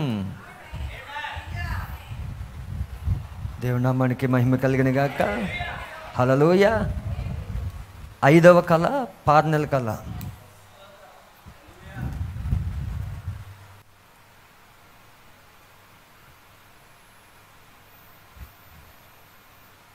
ఆరవది సిస్టర్ స్టెఫీ. ఇక్కడ 5 కళ్ళు మనం చూసినట్లయితే కామన్గా పశ్చిమమునికి వెళ్ళటం, ప్రవక్త పశ్చిమమునికి వెళ్ళటం, పడమటి దిశగా వెళ్ళిపోయాడని ఉన్నది. కానీ దానివైపు తేరు చూడండి అన్నాడు. కొద్దిమంది అక్కడ నిల్చున్నారు. కానీ సిస్టర్ స్టెఫీ కళ్ళకి వచ్చేసరికి ఈయన ఆల్రెడీ పడమరలో ఉన్నాడు. మిగతా కళ్ళకి ఈ కళ్ళకి డిఫరెన్స్ ఏంటంటే ఈయన ఆల్రెడీ పడమరలో ఉన్నాడు. పట్టుకొని జాగ్రత్తగా ప్రతి పాయింట్ పట్టుకోవాలి, ప్రతి పారాగ్రాఫ్ నీకు అర్థం కావాలి. అందుకే ఇంత నెమ్మదిగా బోధిస్తూ ఉన్నాను. కానీ తలపై నుంచి పోనివ్వద్దు దీన్ని. హల్లెలూయా. నిజంగా నువ్వు వధువు అయితే ఖచ్చితంగా నువ్వు పట్టుకుంటావు దీన్ని. చూడండి, ఇక్కడ అది ఏటవాళ్ళుగా దేశంగా ఉండేది. అక్కడ ఒక వృద్ధుడైన పొడవైన తెల్లటి గడ్డమును పెట్టుకుని నిలిచి ఉండెను. భుజముల వరకు ఎదిగిన తల వెంట్రుకలతో తెల్లని వస్త్రం చుట్టబడిన వాడై ఉండగా గాలిక వస్త్రం ఎగురుచుండినది అని చెప్పి ముగించినది. అది వాస్తవం అని సోదరి స్టెఫీ చెప్పినది ఆ విధంగానే ఉన్నదని నమ్ముచున్నాను. మరియు ఆమె, నేను దగ్గరగా వచ్చుచుండగా అతడు ఆ కొండ శిఖరంపై నిలిచి ఉండి తూర్పు దిశగా చూచుచుండెను. ఈయన ఎక్కడున్నాడు? కొండ శిఖరము పైన, కొండ శిఖరం పైన ఉన్నాడు. ఎవరి వృద్ధుడు అని నేను ఆశ్చర్యపడి తిని ఆమె ఇంకను చేరువైనది. ఆమె ఆ విధముగా దగ్గరగా వచ్చినప్పుడు అతడు ఎవరని గ్రహించినది. హల్లెలూయా. అతడు ఇక్కడ మరణించడని ఏలియా అని రాశాడు. 171 పారాగ్రాఫ్. అది అమర్తుడైన ఏలియా. It was the immortal Elijah. Hallelujah. అది అమర్తుడైన ఏలియా ప్రవక్త. ప్రతి మాట పట్టుకోవాలి. ఏలియా ప్రవక్త. It was the immortal Elijah, the prophet. Evangelist కాదు అక్కడ. ఆయన ఎవాంజలిజం చేశాడు, ఆయన పాస్టర్షిప్ చేశాడు. కానీ ఇక్కడ ప్రొఫెట్, ప్రవక్త. ఆయన పాస్టర్గా పనిచేశాడు, ఆయన ఎవాంజలిజం చేశాడు ప్రపంచమంతా. కానీ ప్రొఫెట్ పరిచర్య, ప్రవక్త, అమర్తుడైన ఏలియా. దేవుని నామమున మహిమ కలుగును గాక. అమర్తుడైన ఏలియా, ఆ ప్రవక్త తూర్పు దిశగా గమనించుచూ నిలిచి ఉన్నాడు. నేను ఆయనను చూడాలి అని అన్నది. ఆమెకు ఒక అవసరత ఉన్నది. నేను ఆయన చూడాలని ఆమె చెప్పినది. ఎవరు? సిస్టర్ స్టెఫీ చెప్పినది. ఆమెకు ఒక అవసరత ఉన్నది. ఆమె ఏలియా నామములో అతనితో మాట్లాడుటకు ఆ కొండ వరకు పరిగిడి అక్కడికి సాగిలపడినది. నేను ఆయన చూడాలి ఆమె అన్నది. ఆమెకు ఒక అవసరత ఉన్నది. ఆమె ఏలియా నామములో అతనితో మాట్లాడుటకు ఆ కొండ వరకు పరిగిడి అక్కడ సాగిలపడినది. ఈ సందర్భం బైబిల్ ఎక్కడో ఉన్నది. సునేమిరాలైన స్త్రీ, గనురాలైన సునేమిరాల స్త్రీ. ఏలియా ఎక్కడున్నాడు? కర్మేలు పర్వతం పైన మధ్యాహ్నం బోధిస్తా ఉన్నాడు. ఆయన కర్మేలు పర్వతం సవాల్ చేశాడు. ఆయన శిఖరం పైనకి వెళ్ళాడు. ఆయన హల్లెలూయా. ఇక్కడ అమర్తుడైన ఏలియా. ఇప్పుడు ఆమెకి ఏదో అవసరత ఉన్నది. సిస్టర్ స్టెఫీకి ఏదో అవసరత ఉన్నది అక్కడ. ఆమె ఎవరో కాదు, గనురాలైన సునేమిరాలు. ఆమెకి ఏదో అవసరత ఉన్నది.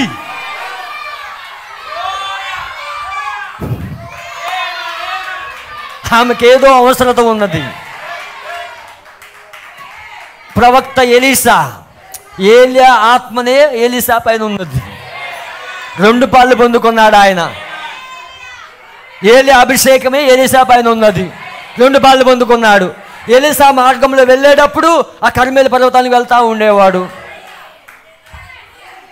2 రాజుల గ్రంథంలో. అద్భుతం. దేవుని నామానికి మహిమ కలిగిన గాక. హల్లెలూయా. 4వ అధ్యాయం 2 కింగ్స్ 4th చాప్టర్ 8 verse. ఒక దినమందు ఎలీసా సునేమి పట్టణములకు పోగా అతడు గనురాలైన ఒక స్త్రీ భోజనముకు రమ్మని అతని బలవంతం చేసింది కనుక అతడు ఆ మార్గమున వచ్చినప్పుడల్లా ఆమె ఇంట భోజనం చేయుచూ వచ్చెను. కాగా ఆమె తన పెనిమిటి చూచి మన యొద్దకు వచ్చుచూ పోవుచున్న వాడు భక్తి గల దైవజనుడని నెరుగుదును.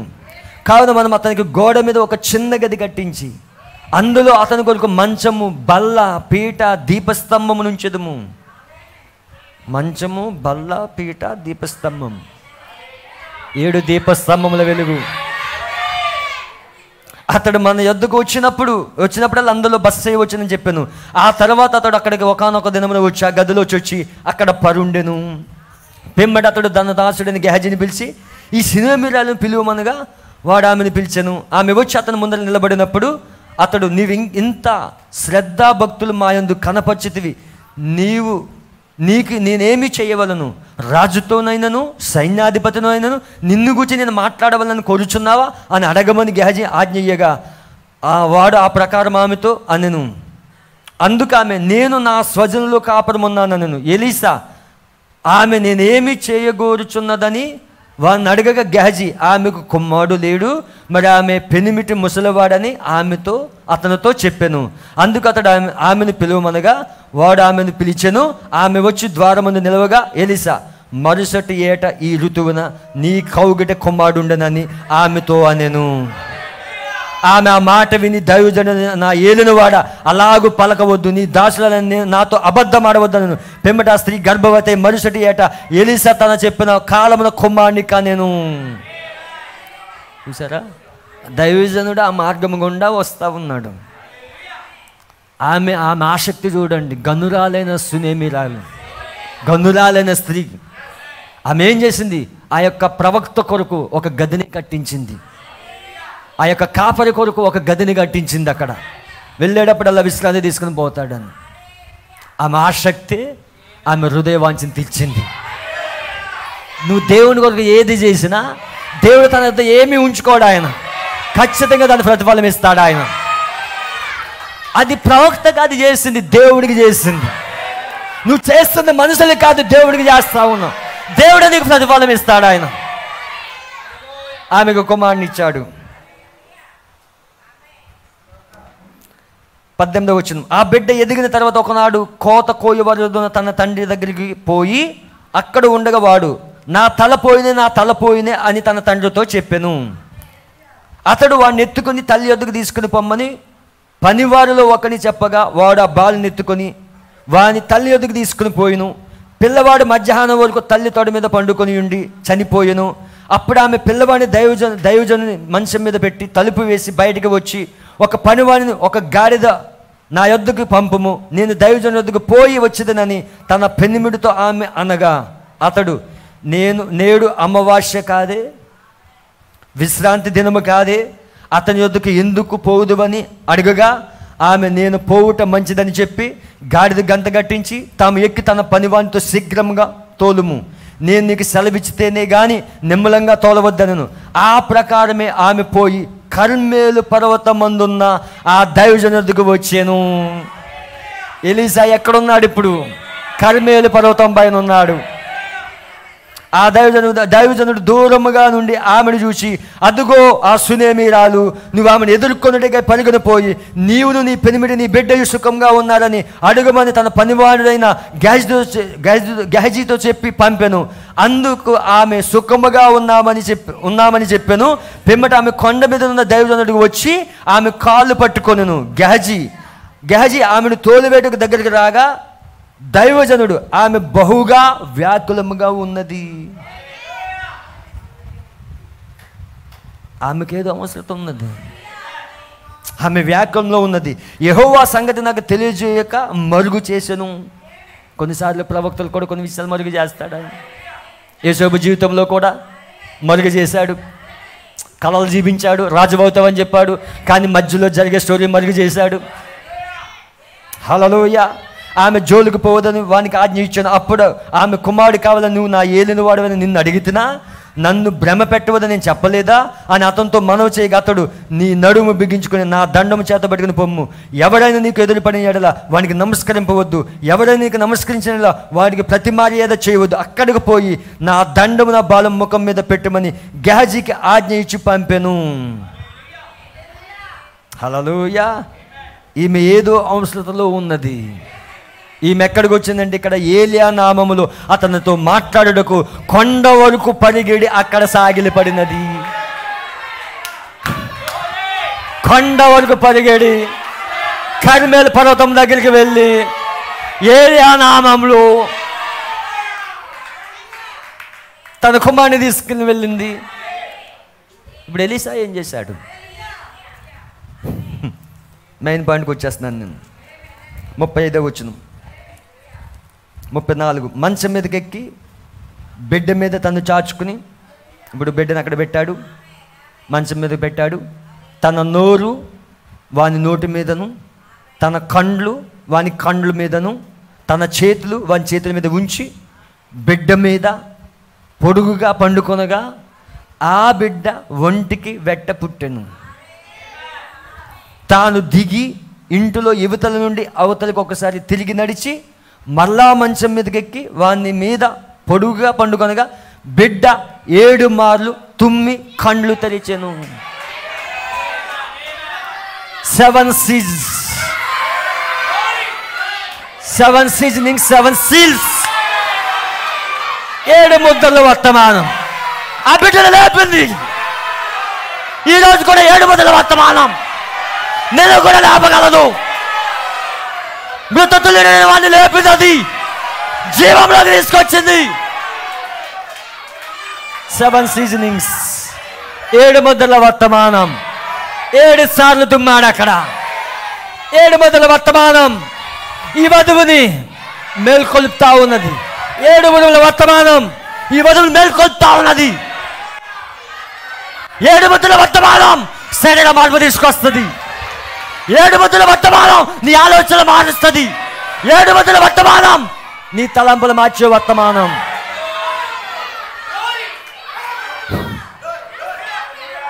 దేవుని నామమున మహిమ కలుగును గాక. హల్లెలూయా. దేవుని నామమున మహిమ కలుగును గాక. ఆమెతో ఒక స్వరం ఇలాగ మాట్లాడుతామని, సోదరి స్టెఫీ, కావలసింది ఏమిటి? అదెవరో కాదు, నేనే.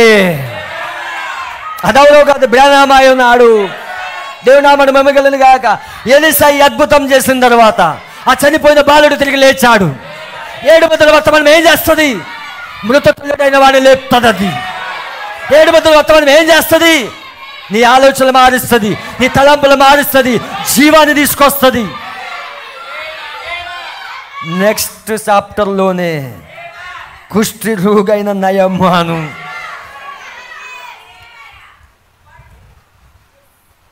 నయమానికి ఏం జరిగింది? శరీర మార్పు. ఏం జరిగింది? శరీర మార్పు. ఏంటది? ఎత్తబడుట. 7 ముద్దల వర్తమానం వచ్చిన తర్వాత, 7 ఉడుముల వర్తమానం వచ్చిన తర్వాత ఆ వర్తమానం ఏం చేస్తా? పెండ్లి కుమార్తెని పరిపూర్ణతలోకి తీసుకొస్తా ఉన్నది, సంపూర్ణతలో తీసుకొస్తా ఉన్నది. తర్వాత ఏంటి? రాప్చర్. 7 ముద్దల వర్తమానం నువ్వు పొందుకున్నప్పుడు ఏలియాని తీసుకొచ్చాడు. 7 ముద్దల వర్తమానం. ఏలియా పడమర వైపు ఎందుకు వెళ్ళాడు? ఆ యొక్క తలరాయిని కప్పులు తెరవడానికి. రాయబడిన దానిని, ఎన్నడూ రాయబడిన దాన్ని తీసుకురావడానికి, ఆ మరుగైన మన్నాను జగత పునాది వేయబడక మునిపే, లోక పునాదులు వేయబడక మునిపే ఏదైతే దేవుడి మనసులో దాగున్నదో ఆ మర్మమున మన్నాను తీసుకురావడానికే ఏలియా పచ్చమమ్ముడికి వెళ్ళాడు. నయమాన్ ఇప్పుడు కొత్త శరీరం పొందుకున్నాడు. మరి ఈ నయమాను 7 ముద్దల వర్తమానం తర్వాత, 7 ముద్దల వర్తమానం ద్వారా వధువు సంపూర్ణతలోకి వచ్చిన తర్వాత మరి ఈ నయమానికి ఏం జరుగుతుంది?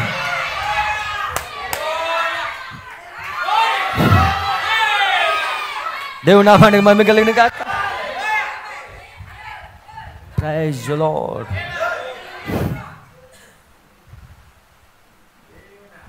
గాడ్ బ్లెస్ యు వధువా. ప్రతి కళ వాక్యంలో ఉన్నది. హల్లెలూయా.